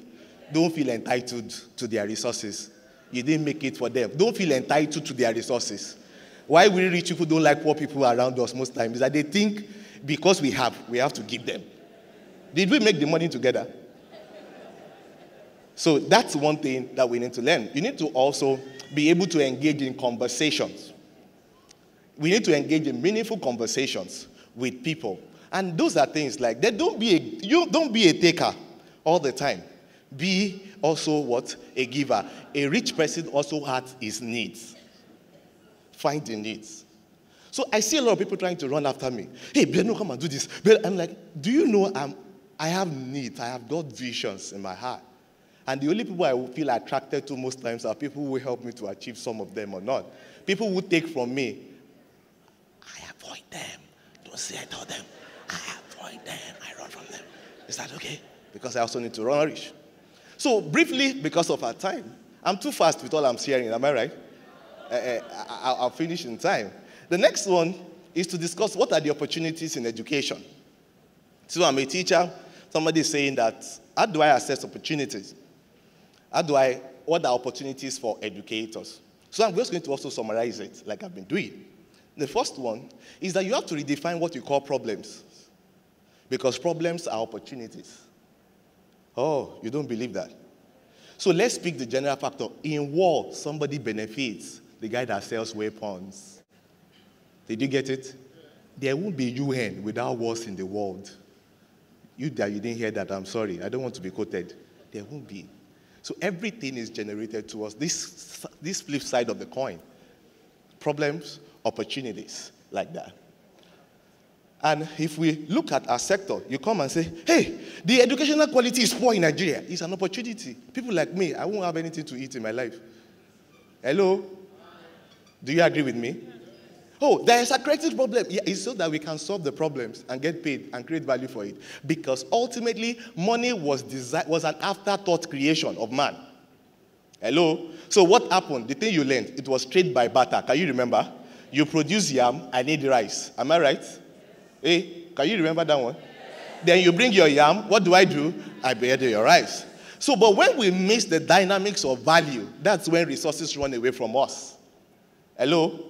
Resources come where we understand that value must be created and value exists within the problem and opportunities index. Is that okay? So you have 10.5 million people out of school. And somebody says, 10.5, we don't even know what this government are doing. Nigerians are very good with that, by the way. We don't even know. They talk. Somebody is seeing the opportunities and the problems. So I'm going to ask you to make a big shift. When you see problems, stop calling them problems outrightly. There are opportunities that need to be converted. Somebody says, what do I do with 10.5 million people? I know a guy who lives in this Nigeria. that its resources comes from people that are not educated. Digital literacy for them. Hello? Digital literacy. So instead of sending teachers to do the job, they send technology to do the job, and the children likes it. So you say problems. What does he see? Opportunities. Population explosion. Yeah, it's a challenge, but it means we have to scale up to touch more people. Hello? So that's why we run out of this country, and some people are flying down into this country, because you see problems. What are they saying? Opportunities. So you get to some country, some sides of Nigeria, in Ogun State, you see the Chinese community. They are trained that when you have problems, they are happy. People who create wealth are happy when they see problems because they know it's the origin of value. So, for example, I said the last definition of a millionaire is somebody who serves 1 million people. If you create value for 1 million people, you cannot be poor for the rest of your life. That's why best-selling authors don't get poor. Hello? Because they have sold 1 million copies sold. What did they use to sell the book? Do you understand? So let's think in numbers. I quickly want to say 4 opportunities. Oh, by the way, 2 other pinned opportunities. I don't want to miss these lines. So the teacher David and Idara saw that there was a dilapidated school where children were actually going to school. And I think teacher David is somewhere around. Can I hear you there? Okay. They decided to solve the problems for those people. Move them to international scenes. Because social media has made the world shrink together. With technology, it's not to press phone all day. It's not to chat all day. It's a leverage in our world. And 2 dimensions to it. If you want to touch more people, look, many people are not in this conference, but they are watching us on Facebook Live and everywhere. We are conscious of them. It has increased the participation of the conference. Hello? So how we will use technology, there's the first opportunity, to the advantage of whatever you are trying to do is one of the bases you need to understand the dynamics, either for global collaboration purposes or for you to extend your knowledge to another person. The willingness to know that in every man and woman is the wealth you are looking for and you seek to serve them is the way you create wealth. Let's leverage on technology differently. Is that okay? How are you going to use technology to enhance your wealth? And jokingly, let me say these expensive jokes. So, and I hope you will still like me and greet me and let me come again. Would you? It's very expensive. Should I say it? So let's say that you are a classroom teacher and you teach 20 students in your class. And you teach those 20 students for the next 20 years. How many students have you taught through your teaching career? I thought they were good mathematicians there. You have taught how many people? Is that the maximum influence you can do with your life that is so rich? But the day you begin to look at how can I extend my influence beyond this number that I have and be hungry that somebody you don't even know needs your value and you are going to give it. Hello? Because everywhere value goes out, value comes back. Hello? That's the mystery of money that I have found out. So, you need to be aware that you will be able to extend your expertise using technology to other people. Then there are 2 dynamics I also want to face because of time. I think you should show that slide on opportunities. One is the expressive gift. So, expressive opportunity, I've done technology. I won't do sectorial because of time. That will take me a long time to explain. So, expressive gifts. I'm a fine art teacher. And I think all I can do is teach fine art. You are wrong. You can do painting. You can do sculptures with it. That's the story of the guy I'm going to show you at the end of this presentation. Is that okay? Oh, I'm an economics teacher. The only thing I can do is to teach it. No. You can also run a food business without it affecting your job. Hello? Teaching is intense. You can enter into the box and be angry with your employer, be angry with everybody, but there is a way you can look at the gifts you have now. Geography teacher that can organize excursion during summer, I don't understand. Hello? History teacher that cannot document family history and how things are happening, I don't understand. IT teacher that cannot offer social business dynamics for people, outside students, I can't fathom it. Oh, this is hard, am I right? I said you won't get me like my face. So you must find a way your skill can. Even a primary school teacher needs to keep figuring out his strength. If I'm good in maths, I want to know that there is a way I teach maths that any child will understand maths. And I want to extend it to more people. My system, my method, and honing that process is a very powerful tool to creating wealth. Then there is the secondary gift, which is what I've experienced a bit. Let me share my personal story. I hope I can share it boldly here. So the story is, I'm gifted in speaking. Am I struggling? Do I look like I'm doing a lot of work? I can speak for the next 3 hours. Barista can do 8 hours. Me, I just started. I'll do a few hours like that. So. But I didn't pay attention that in that gift is also ability to negotiate. My wife kept pointing me to, Biodun, you have an ability to negotiate things, to bring two people together. Sorry, can that be translated to business skills? So last year I did an experiment. I used my negotiation skills, got the price very low, and sold it very high. The money I made, I was happy. I said, eh? So this gift has a secondary interpretation. What I'm saying is that all you need to survive in life is in you. The only challenge is that you have looked down on this treasure, this unfolding treasure. Stop it. You have allowed the culture to interpret you. That is the origin of our poverty. We are limitless if we only believe that we are limitless. Is that okay? And you must not enter the box. I forbid you into that box. In fact, we realize that teachers who are doing something actively are better teachers.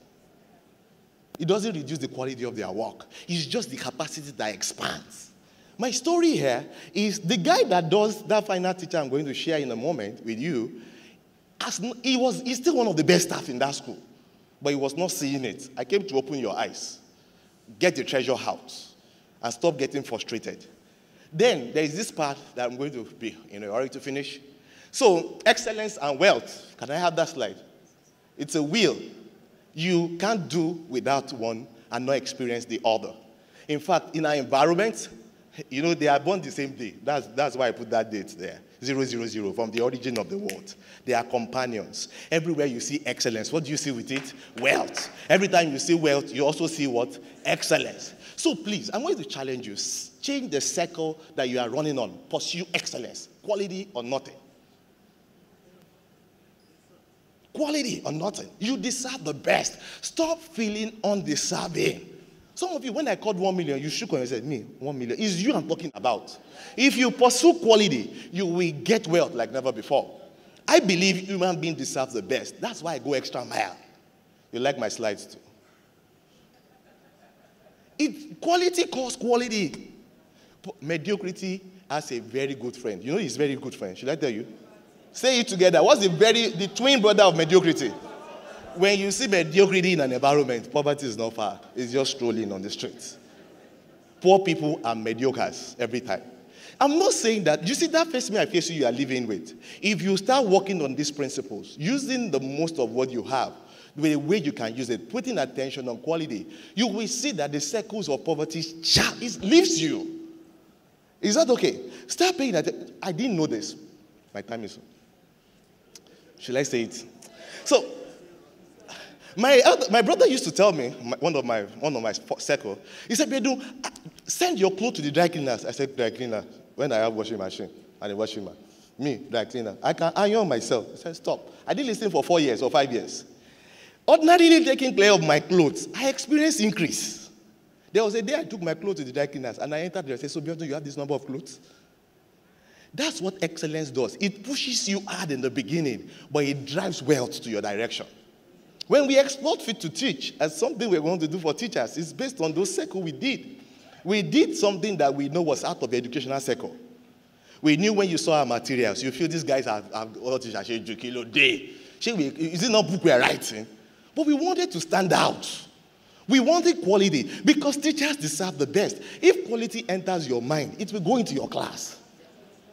Hello? So they are companions. Please embrace. That's why I did DNA of excellence too. I can't talk about that without one another. Like that. And the last word, because of our time, is these 3 things I'm going to just wrap up with. Number 1, avoid debt. Avoid debt. Avoid debt. Especially on consumption. Some people buy clothes at the beginning of the month and they want to pay it at the end of the month. I don't understand. Some people buy all Ashwebi borrowing money. I can't fathom how they will get wealthy. Rich people are disciplined people. Don't spend money you don't have now. Is that okay? If you cut it to your size, you will see that you increase from time to time. The second one is to develop character. There is a character for wealth. You know, I jokingly told some people last year, I said, if I give you ₦1,000,000, some of you will go and abuse your school owners. So your 1 million, God is saving it for you. You don't have character to manage it. I've seen money destroy people. Small money, how much? Hey, money. I'm like, hey, develop character to manage. That's the secret of it coming more to you. Money cannot control your behavior. Clarify that from the beginning. It's a tool, sir. Hello? What did I say? It's what? It's a tool. It's to be used. Not that it will use you.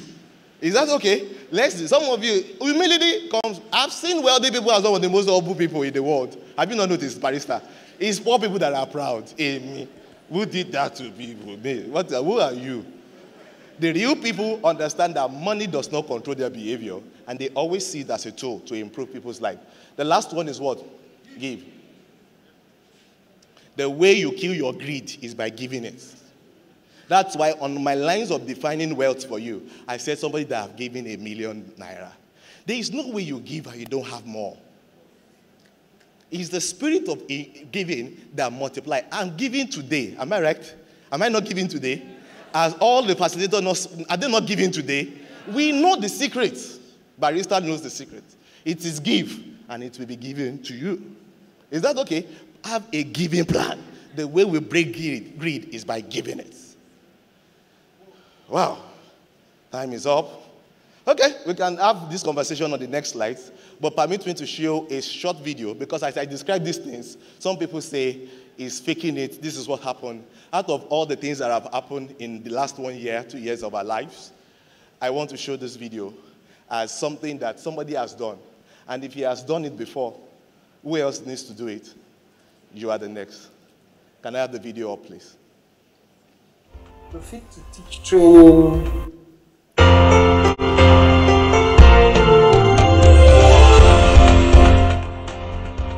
The Fit to Teach training is a wonderful experience for me, because I got to hear about it through my school. In the course of the training, there were some tips that I grabbed from his training and I applied it, especially the one that talked about the vision board.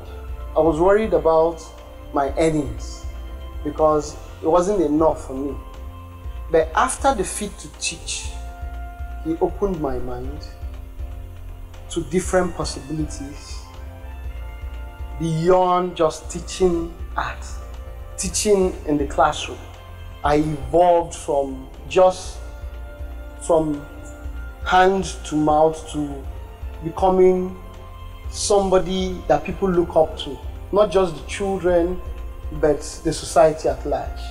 Not just looking at the profession as a means to feed myself, but looking at the profession as the key for people to look through into the world, and that's my art. I had an exhibition that year.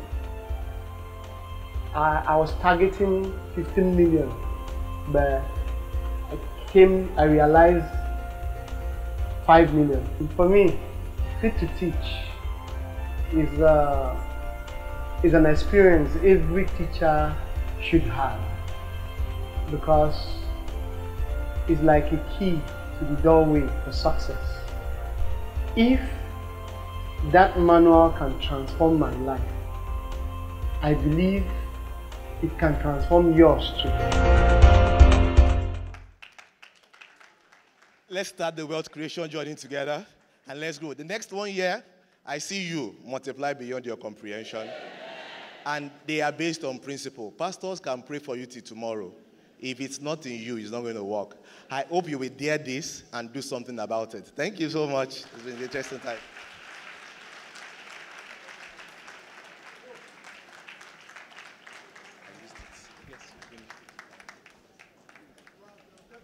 Thank you very much, sir. A round of applause for Mr. Biodun Kolawole. All right, we are getting gradually towards the end of the Lagos Teachers Conference Revolution 2.0. Quickly, I just want to revise some of the things that Mr. Biodun touched on. One of the things he said is Nothing sustainable is what? Built what? How many of us can remember that? Nothing sustainable is what? Nothing sustainable is what? Nothing sustainable is built overnight. Then he mentioned 4 things that shape our finance. 4 things that shape our finance. Number 1 is what? People. Number 2, information. Number 3, belief. Then number 4, planning. Please, you can start putting that up now. And then there was a particular quote he mentioned. He said, first step is to redefine problems. Problems are what in disguise? Problems are opportunities in disguise. Also, anywhere you see excellence, you see what? Exactly. Anywhere you see excellence, you see wealth. And he admonished us to be excellent. Then the twin brother of mediocrity is what? All right. Twin brother of mediocrity is poverty. And then there's 3 things to note as you prepare for a new school session. Number 1 is what? Avoid debts. Number 2 is what? Develop character. Then number 3 is what? Give. And he mentioned that giving is the way to killing greed. If you want to kill greed, you must give. Can we do a round of applause first for him? Now, we've learned 4 claps. We're not teaching any new clap today. We need to revise those ones. Now, we've had the Atama clap, we've had the rain clap, we've had the love clap, and we had the crazy clap. So if you want the Atama clap, you say yes or no. Is it Atama? Yes.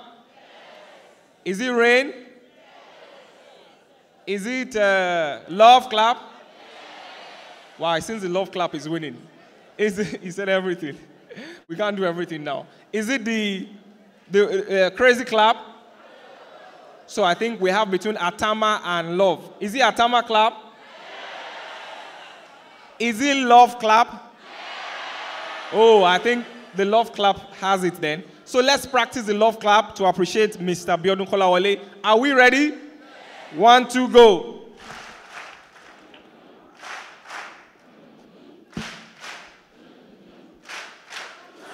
Thank you very much, sir. We do appreciate you. And our audience are lovely, fantastic students. I mean, you learn quite well. Now we want to do a quick, just before we call our last and final speaker, this particular session is very interesting. We want to get some teachers upstage and get to ask them some questions about their experience in teaching. So can we have this, ushers, can we have this taken off quickly? So we're going to invite 3 teachers. I'm going to be calling them. Please, they will need mics as well. Can we have 3 microphones for them? 3 microphones for them.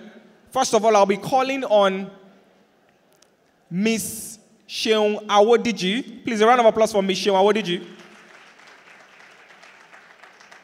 Secondly, I'll be calling on Mr. Emmanuel Ironagbe. Please, can we have Mr. Emmanuel? A round of applause for Mr. Emmanuel. And lastly, I'll be calling on Mrs. Fari Nofisat. Mrs. Fari Nofisat. A round of applause for Mrs. Fari Nofisat. We have just about 15 minutes to do this before we have our final speaker come up stage. Perfect silence. Now, we want to learn about 3 things. Teacher competence, teacher confidence, and teacher commitment through their personal stories. So first off, we have Miss Sheung Awodiji. Miss Sheung Awodiji, interestingly, has been a teacher for 10 years, and she has taught in a number of prestigious schools. And interestingly, she studied education, passion, and all that. What we want to learn from her is about teacher competence. I mean, one of the things we've learned from today is, we've been told to develop our skill and our competence. And she's a teacher. She's won quite a number of awards in teaching, and she has a consultancy firm that trains teachers. And so we want to learn from you, Ms. Sheung Awodiji, what was the motivation for developing your competence? And what was the drive? What led you to developing your competence? Why did you want to develop competence? And what were the steps you took towards developing your competence? And it's a packed question. I know it's a packed question, but you have the floor. Let's learn from you. Okay, thank you very much. First things first, I think what really led to my developing my confidence, the fact that I found my purpose on time.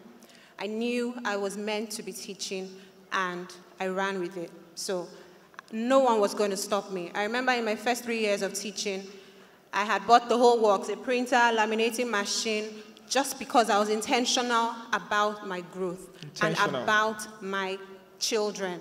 I knew that my job was the most important on earth, and I was going to own it. So what has worked for me is the fact that I have been intentional about my growth. I have been a doer. We're all here today hearing a lot of powerful stuff, but the only difference is those that go and really do something, those that go and implement. So in as much as I have, attended so many trainings, what has set me apart is the fact that I have been intentional about everything, and I have done extra. I remember at one of my classes, I bought mini whiteboards for all the children in my class because I knew that I needed that at that time, and the only way I was going to achieve that was if I did it. I didn't do it because anybody wanted me to, but I did it because I knew that my children deserve the best. That was out of my pocket, by the way. There's so many things that we will do without being asked. So 2 things: you need to be intentional about your growth. You need to find your purpose. This is the most important job on earth. We need to own it. Nobody should tell us that we should do it. We should do it because we know that we are supposed to be doing it. So be intentional about your growth and be a doer. Actually do something. And of course, people will find you. Okay, so what were some of the things you did that developed your competence? I mean, what were some of the steps you took in the past 10 years that developed your competence and made you become a better teacher and win some of those awards so they can learn? Okay, so being a doer, for example, I said I bought mini whiteboards for all the children in my class without being asked. I knew that at that point in time, I needed that for my lessons to, flow in the direction that I wanted. So I did that. Of course, when my children need to probably glue stuff, the school will give you maybe 2 or 3. I have bought for every child in my class. And I started off as a math teacher, but I went out of my way to develop myself in the other parts by observing other teachers, by having them observe my classes. So I have done a lot of work on my own. You need to, like I said, you need to own it. You need to go out of your way. There are some courses that you did also? Did you go for? Oh, yes. Several courses. A postgraduate certification in education from the University of Nottingham. And like I said, I have practiced it. I have done what I have learned. I didn't just accumulate everything and say, yes, I have this, I have that.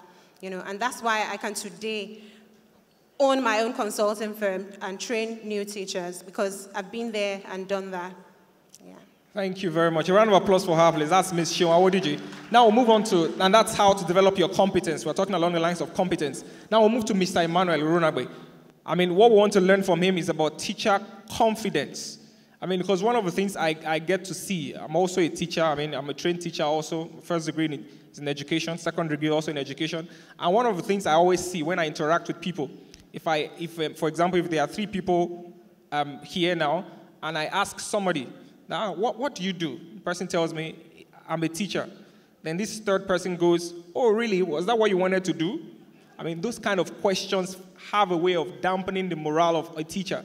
Those are the kind of things that, I mean, when you go to a conference, and not a teacher's conference, maybe a general conference, and somebody says, I'm a doctor, I'm a lawyer, and then can you boldly say, I am a teacher, and come and introduce yourself?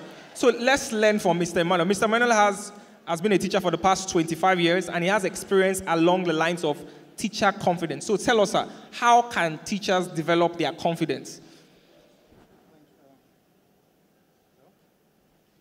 Hello? All right, thank you very much, moderator. The first thing is know who you are as a person. As a teacher, you need to know who you are. And I think when Doctor talked about child psychology and psychiatry and all that, a lot of people were, wondering. I grew up in a home where the man always made you understand that you are the best at what you do. And even if you're not doing right, he always told you you are the best. And I understood that you cannot recalibrate who I am negatively. Because I've worked in schools where some of the things that happen make you think, are you actually in the right place? Are you okay? With all due apologies, the owners make you think you are less than who you are. When you sit in a place and they say, teachers, I've seen a lot of things because I've been in this for about 25 years. When we have things like end-of-year program, there is no space for teachers to sit down. People sit down first and they say, teachers, like we don't matter. But I tell my teachers in schools who have been principal, head teacher, and what I say, listen, you are who you are. Nobody made you who you are. You should know the quality that you have and know that nobody can take away that quality from you. But the thing you need to do is this. You need to keep improving yourself. If you go to my office, you see books. When some of my students come there, they look, did you read all this? I say, I read them. All the information you need are in books. And if you wait for the school to send you to all the programs, all the seminars and workshops that you can go to, then you're going to be making a big mistake. I went to Ghana, did things that has nothing to do with education. I did chematology. I came back, they said, where's the kente you brought? I said, no, I didn't buy any kente. I brought some books on chematology. They said, what has that got to do with what you're doing? I said, now, let me ask you a question. If you see a cross and a serpent on that cross in the hospital, what does it stand for? They were looking at me. I said, if you need something extra and you want to be an enigma, you need to go the extra mile to get that. It doesn't come cheap. And I asked them, I said, some of my doctor friends don't even know that the serpent on the cross in the hospital, they don't know what it stands for. And I said, okay, let me give you a teaser. It means intelligence in righteousness, intelligence in evil. Isaiah 45 verse 7. They say, how do you put these things together? I say, it's intelligence. You need to study it, learn it. I mean, make it your own. If you have this ability to control who you are as a person, I've been to some interview, and they asked me questions, and I was just answering them, and they felt, how do you know what I'm going to ask? I said, because I always sit in this position you are sitting too. So I know what you're going to ask me, and I know what to tell you. Even if it's not true, some of them. The question is, what's your result like last year? I say, it's all straight. Are you going to check it right there? No. But that's what you want to hear. And then they say, let's go to the class, let's do some teaching. Let's do some, write your lesson notes. This is the usual thing that you're going to teach. Then I pick topics the teachers who are going to test me don't know about. So that when I make my mistakes, they don't see it. All right? They don't see my mistakes. So I went to a school like that, and I wrote forms of speech. And then there was this, teachers are always the enemies of teachers. And then this lady looked at me and said, Mister, please correct that. It's part of speech. I said, no, madam. It's forms of speech. And then they took me, it was a boarding school, they took me to the class, they brought students out, and then I started. I asked, which class is this? They said SS3. I said, wow. Students, do you know forms of speech? Mind the way I teach English, all right, and English literature. And they said, no. I said, who is your English teacher? They turned at her. And I said, yes.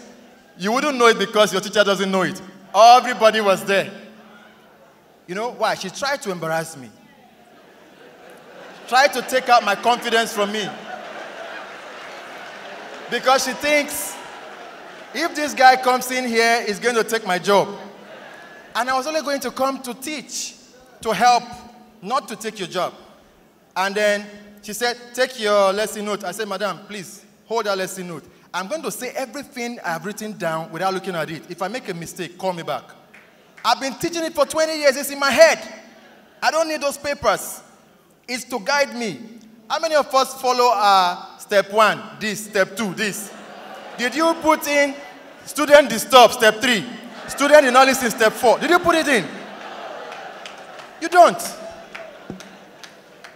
The thing is this. If you are good at what you do, he said it just now, wealth will come for you. I sat in my office. Seriously, I've never gone to study GMATs, GRE, IELTS. I didn't go for any special class. I bought all the materials and I read them. Now, schools will call me, come teach IELTS, SAT, as students are writing the exam. You know, I go there. I thank God for that, okay? Then I wonder, but they have English teacher now. What's going on here? Is nobody... Don't take my business, so please, I'm just talking. All right? Is nobody able to do this here? All right? But the fact is this. If you give yourself the extra, you go the extra, you push yourself to the limit, things will come for you. Everywhere I go, I tell them I'm a teacher. Some people look at you. You are supposed to be looking hungry and haggard. I said, no. The man that trained me, that brought me up, never looked hungry. In fact, he got into trouble looking good. Seriously. he got into trouble looking good because they asked him, are you in the force? How come you are this polished? And he will tell you, Emmanuel, listen, you learn to speak by speaking. And you learn to live by living. Don't live anybody's life. So I tell my students, a lot of them under me, those in the Polytechnic, I say, listen, let me tell you something. Don't envy anybody who is flying right now. It doesn't matter. Don't envy whatever you see anybody driving or don't. You will get it. With time, it will come to you. I told them, do you know what? One of the speakers just said, focus your mind. I used to tell them stories about myself because Pastor always tells us that when you hear a speaker telling you about his personal story, that's where the secret is. I said, before I bought my first car, if any car passed, I'll call my elder brother. How much do you think this car is? He said, this one is 2 million. I said, no, it's too much. I don't have that. What about that one? He said, because it's small, that one is 5 million. I said, okay, I want big one then. It looks the bigger ones are cheaper. When it came, because my mind was on it 24/7, that's why they say, mind what you think. Mind what goes into your heart. It came. My brother was a manager of a car company. He just said, look, we want to dispose some cars. But you know what's going to happen? Be paying me. I know you're a teacher now. You won't have money. I said, thank you. I know. Be paying it instrumentally. And then I'll add the rest. That's how it came. It was no plan. The point I want to drop with you is this. Let nobody change the concept of who you are to yourself. Nobody can do that to me. I know where I am. I go to the biggest school in the world. I will tell you, listen, I know what I know, and you know what you know. We'll come together and collaborate. If I come to your school to work with you, I still teach. They were going to introduce me as a retired teacher. I said, I'm never retired. I'm always teaching. If I come to school to help, it's to build the children. They are the issue, not us. We have gone through it ourselves. Myself and Barrister went to the same school. If it tells you some story, I tell you what happens there, what happened at the time we were in school. When he was being flogged, I was there. I never knew he was the one that was being flogged then. Seriously, every time. Yes, when Barrister was, yes, every time. St. Joseph's Ondo, we have a Reverend Father who was a pastor, who was the principal of the school, Reverend Father Degoke. He will deal with you right on the assembly. He will pull his cassock and fight you if you say you are a senior. That was how wonderful he was. But he taught us things. He taught me that I should never belittle myself. And I humble the days of little beginning. Thank you very much. Thank you very much. That was extensive. And I'm going to tie that in with what she said. I mean, if you are competent, you'll be confident. Can we say that? If you are competent, you'll be confident. Can we all say that? If you are competent, you'll be confident. All right, so let's go. Finally, we are running off now to the last person here. She is a teacher in a public primary school. Interestingly, Miss Sheung teaches in a private school, so we had to find a balance. She teaches in a public primary school. And Mrs. Farry here has been teaching for almost 10 years, about 7 to 8 years now. And the interesting thing about it is that just recently, Edu-Aid conducted a spelling competition for all the mainland primary schools, Lagos mainland, about 57 of them. And a particular girl from our school emerged winner. This girl, a 9-year-old girl, out of 280 students, the girl emerged winner. So we want to talk about commitment, because all through the 7 weeks of the competition, this teacher sitting just beside me here was the one coaching the student, training the student, giving her time, spending everything. That was what she did. And the students from our school emerged winner. So we want to learn from her today. What was the motivation for commitment? What did you do? I mean, some of the things you did. Because teachers, how committed were you to your work and even to the life of the students? So let's hear from you, ma'am. Thank you very much. Teachers' commitment is very, very important for successful teaching. For us to achieve excellent results, a teacher needs to be committed and dedicated. You need to be passionate about your profession. You need to love what you do. I love what I do. I love teaching. It's part of me. So I go as far as dedicating my time, even waiting after school hours to teach these pupils. There were 5 pupils that I trained. While I was training these pupils, I already put in them a positive mindset that we are going to win, we are winners. One of us will emerge as the winner. So we went into the competition with the mindset of winning. So I dedicated my time, even going as far as taking these pupils after school hour. We even close by 4:30, 5 o'clock. I even go as far as inviting them to my house over the weekend. Teach them. I was not paid for that, but I was just committed to winning. In doing that job, I did it passionately, without waiting for anybody to pay me or give me any extra allowances on that. And then another factor that also helped us in winning, it was not as if we were better than other pupils that didn't win. It was just by the grace of God. I usually respect my pupils. I respect their ideas. Nobody's an island. I usually give these pupils room to go out and learn new words. Come and correct me if I've not pronounced or maybe spelled any words well. Come and correct me. These pupils will come. Thank you. They will say, Auntie, this word that you pronounced for us, you didn't pronounce it well. I'll say, oh, how do they pronounce it? They'll tell me, this is how it is pronounced. And I'll learn. Thank you. So when we go for other competitions, they'll say, Auntie, I observe some things. They'll say, okay. I'll say, okay, that's fine. Let's put in this. So I respected my pupils' ideas too. I did not shut them up. Yes. And I also motivate them in doing something. I motivate them extrinsically and intrinsically. Do you understand? Thank you very much. Thank you very much. Please, a round of applause for her.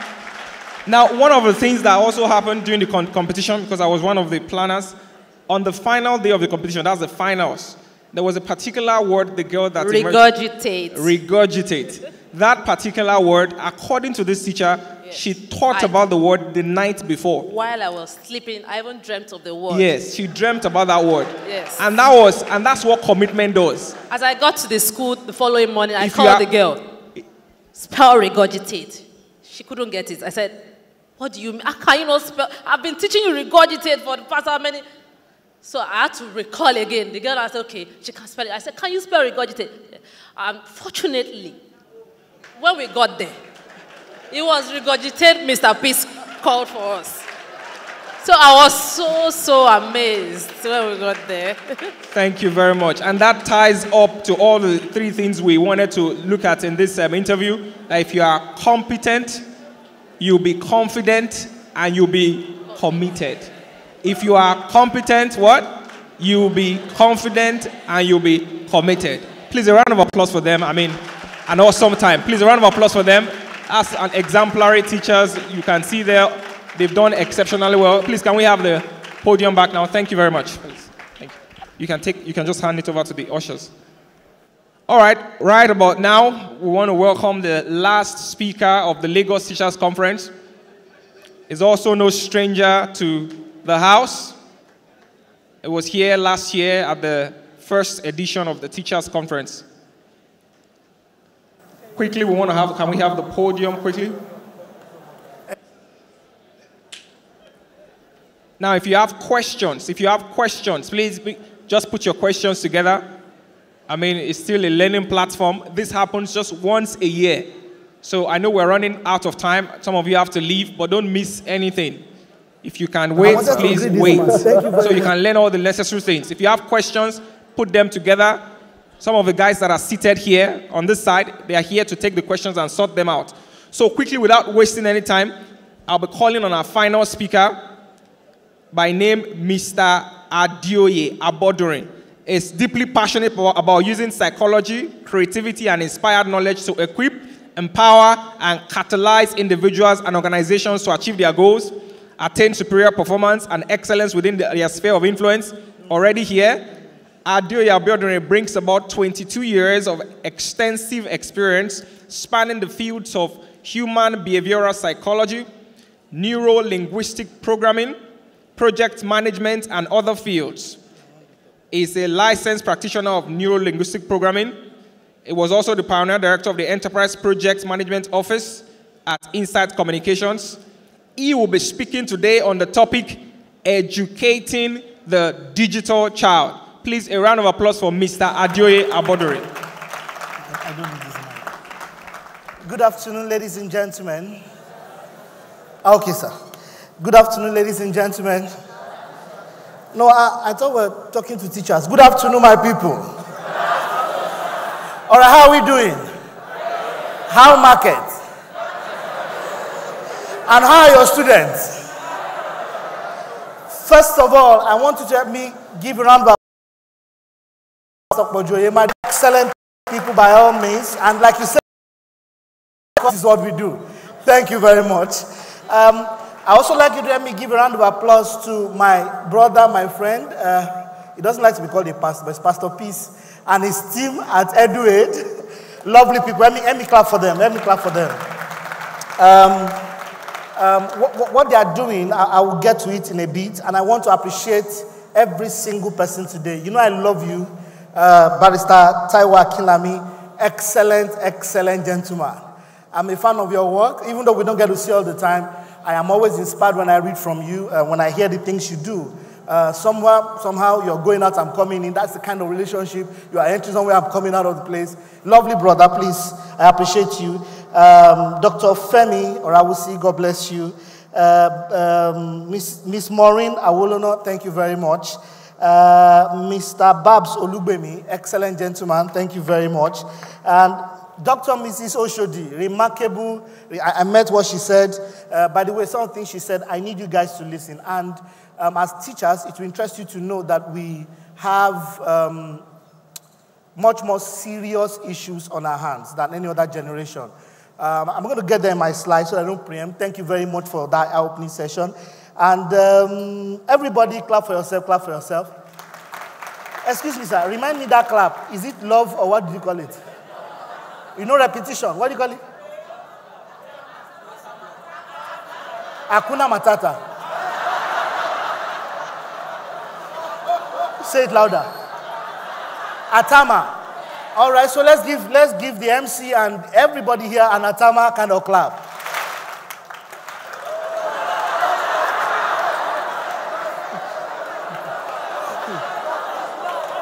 So listen. I'm the teacher this afternoon. I cannot be wrong. Okay, seriously. So let me confess. I don't know the type of clap. It's not a sin not to know now.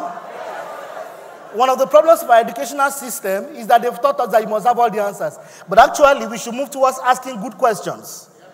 Are we together? So help me. Atama clap. Love. You want love? Okay, let's do love, clap.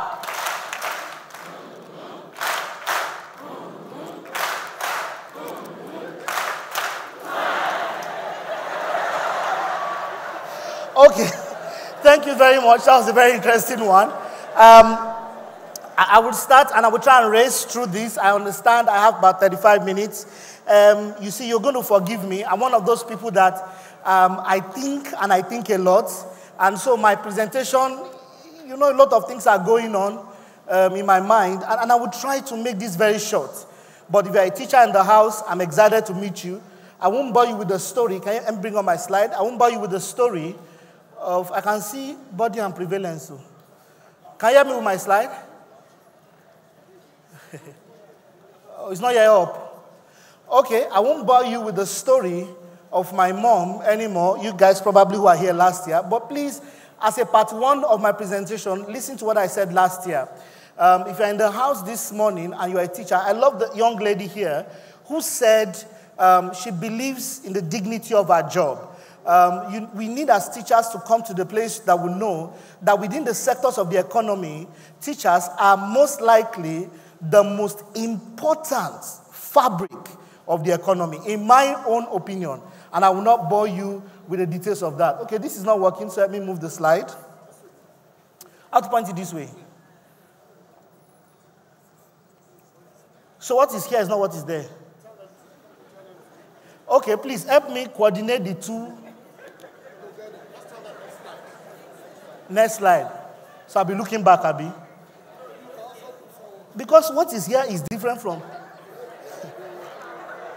I'm sorry. Okay, these are all my contacts. Let me follow what's here. They are trying to get this one right. All right. There are some students that are fast. ahead of the class, and some are below. So this is ahead of the class, and that is... Okay, please give me the next slide. All right. I want you to look at the first picture. It says, if you can read this, thank a teacher. I will start this presentation by explaining to you that every time you pick a piece of newspaper to read, you should thank English teachers like you. Every time you get to the bank and they give you your teller and they tell you this is how much money you have, you should thank your first mathematics teacher. Every time you walk on the road and you're able to read any kind of sign at all, you should be grateful to your teacher. In some cases, they are probably dead. In some cases, they are not in the room, but if they didn't do their job well, you probably will not be able to read the sign. The miserability of a life or a world without teachers is very catastrophic. And until teachers come to the point where they have identity to know that they are people that are probably the most important persons on the earth, we are not going anywhere. Nobody will give you the respect you're looking for if you don't know yourself. And as teachers, this looks like a simple thing, but it's not simple at all. You see, between Mr. Emmanuel here and every other teacher I meet, there's a wide gap. Because between the factors you mentioned, sir, between the belief system, the society, the upbringing, and things around us on a daily basis, the rope on the leg of the elephant for most teachers has entered the head. And we do not know how much these things affect us. We are envious of other people, not knowing that we exist so that they can live a good life. And every teacher in the house should give yourself extreme joy on a daily basis. Even if nobody recognizes you, you create the future. Bring up my slide, please. I need to race. Bring up the slide. No. Go back to the previous slide. That's a student saying, to the world, I downloaded this off the internet, all protocols observed. To the world, you may just be a teacher, but to your students, you are a hero. I like the young woman who had a dream about what was going to come out. That is inspirational teaching. That is Albert Einstein. That is Kekule when he saw the benzene ring in a dream.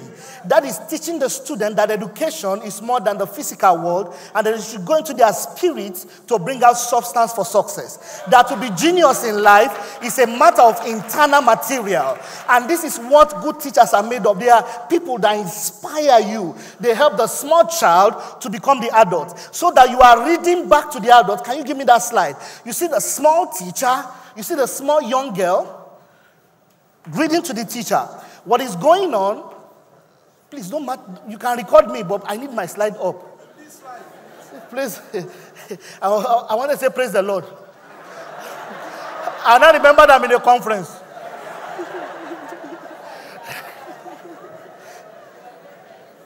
Every single letter on that board, this teacher taught that small girl. But this small girl is reading to the teacher. Teachers are people that help you to go from this place to this place where you can teach others. They are the ones that give you life into the next level. A good teacher is like a candle. It consumes itself light.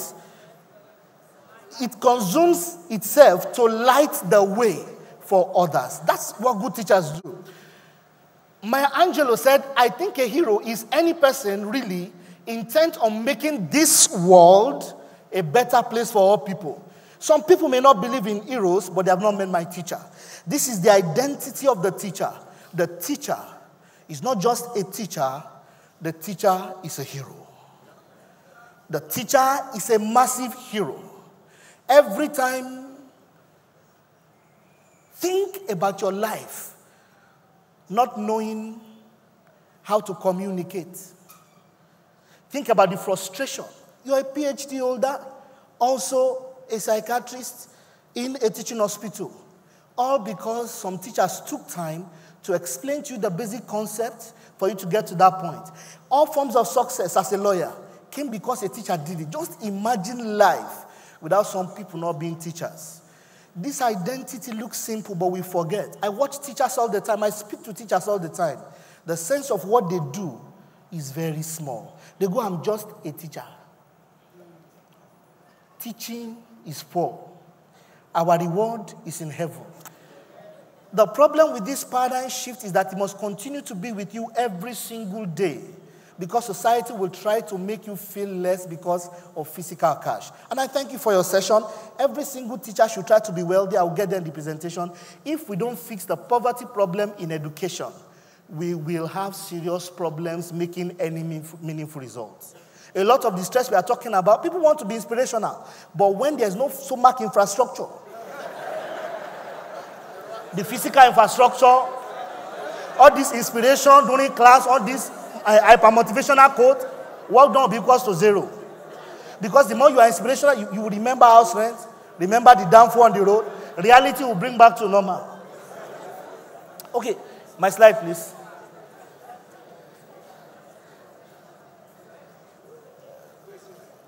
Okay, is it working? No. What a teacher writes on the whiteboard of life can never be erased. This is the power that you have. I can't forget my Ghanaian English teacher who taught me to pronounce culture as culture. But when I got to secondary school and I mixed with the boys, it became culture.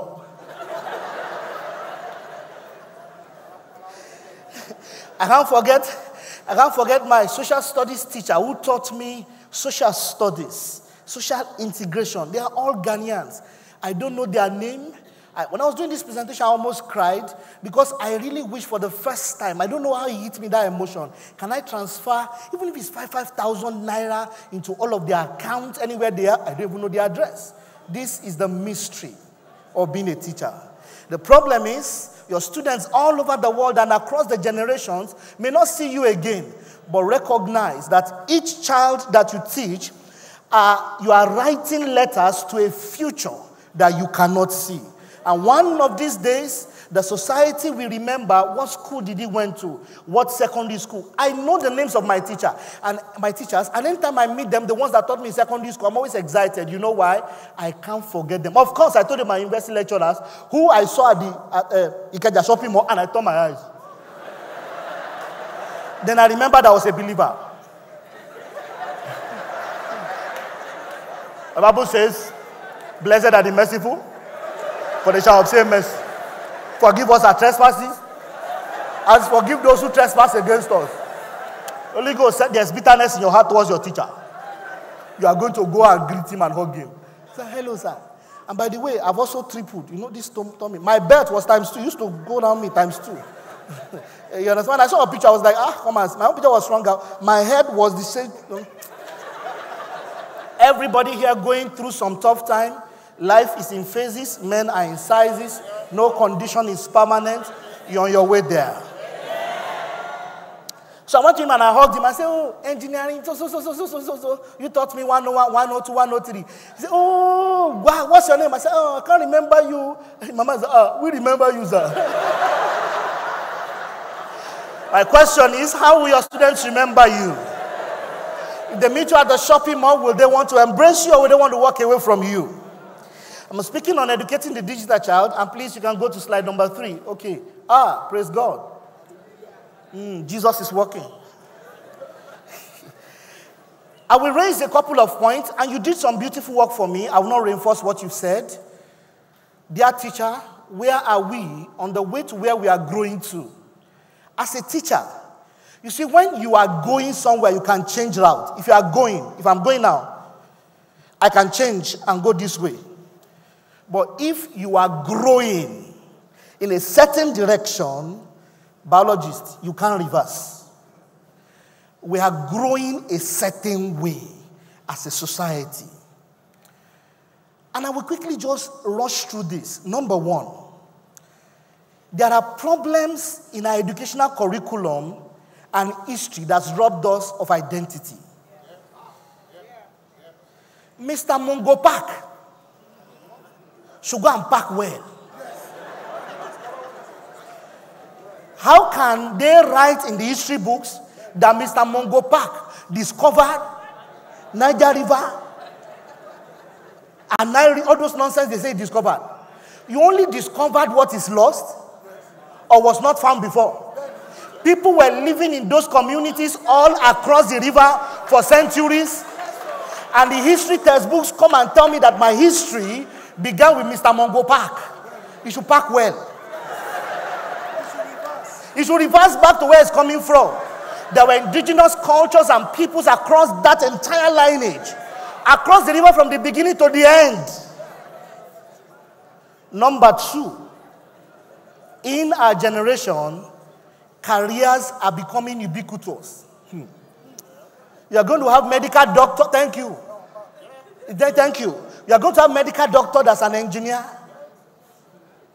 That's a cook. If you think it's not started, let me explain. Madam, you are a housewife. There are dishes you don't know how to cook. But if you Google it now, you will cook it. Abi, there are videos online. Even though you are a consultant psychiatrist, the person that did professional catering will taste the soup and be like, how did you do it? You are beginning to function in multiple roles. The capacity of a caterer that was difficult for you to get before, we have it now in our day. You can be 5 things in one.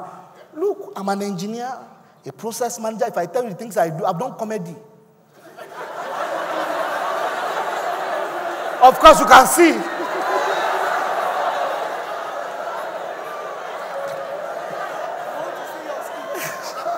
I'm not a serious speaker like my brothers, you know. No, on a more serious note, I did comedy before, and you can see the testimony. I'm an engineer by training. I do process management. I do psychology. We're in the day where careers are getting mixed up. The capacity building in the classroom has to be different. There are no more linear careers. The days of linear careerism is gone, never to come back.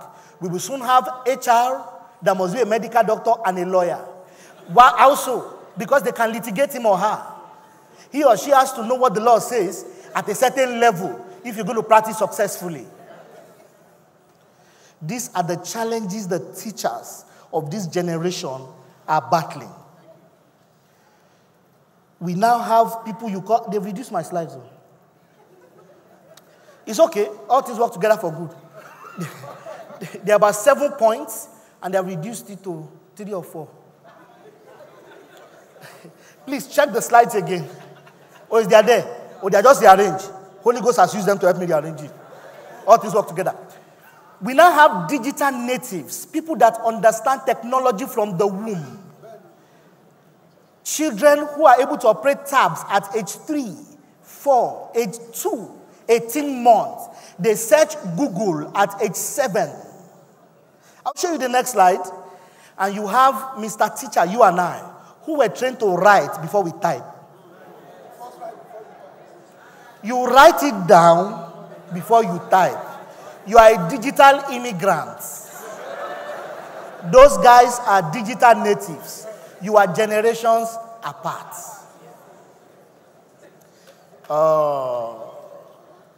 My slide is not complete. It's okay. All things work together for. Remember, we want to educate the digital child. The digital child, bring this up now. Okay, you are trying to find the original slide. The Lord will help you. So the digital native is the young boy or girl who was given birth to by gadgets. And I wish you bring this slide up for me. I was in Chicago, and the 7-month baby of my very good friend and brother. We are in front of. Come back. Okay, yeah, that's it. Next one. No, that's the previous. Go back. Yeah, this is the original thing. I've left this. Oh, Lord. Please, let me come back to this. You see, there are 4 levels of results. Teaching, learning, behavioral change, and results. Say teaching. Teaching. That's what you are doing. And I stopped here last year. I said the aim of teaching is learning and eventually behavioral change. But those are just 3 levels. You taught, somebody understood it, so they learned, then their behavior changes. There's a 4th level I didn't say last year, which is results. Right now, we are in the age where we need more results. And our teaching and curriculums are geared towards teaching and learning, not even so much behavioral change. How do I know? I said it last, I don't want to go back to it too much. our curriculum and the things we say in class have no bearing in real life. What is the use of Pythagoras' theorem to me? Before you rush ahead, it has implication in real life, but we don't tie it together. That's my point. And thank you, you helped me on point number 2. The society has a need. I said this last year. I mean, you are a bachelor's degree holder in... Give me the subject. I put you in school. Eh? You know, people eat it. It's irrelevant. Philosophy. Thank you. Philosophy. Bachelor's degree holder in philosophy. Now, are you going to argue on the street, or what are you going to do? And we have curriculum, lectures, further maths. For a long time, I didn't know what it was used for in real life. Sin theta, cos theta, angle of elevation, depression. I mean, what can you do from the angle of depression? Won't you be depressed? No. How can a teacher come and say, I want to teach you angle of depression? The word depression should even be removed from it. You can say angle of sloping down, but don't call it depression, because it's depressing. The point I'm making is that society has another need, and then we are growing in another way. Science students has another meaning now. What science used to be serious people, it now means unserious people. We have official concept like Awomowobe on the road. Google did a research recently, the highest searched top three searched elements by Google search, especially among the largest population in Nigeria. They are teachers. Your students are searching shaku-shaku, not hydrochloric acid. How to dance shaku-shaku. You're teaching them. That is where we are in society today. We have attention, memory, and recall deficiency. You could watch Macbeth.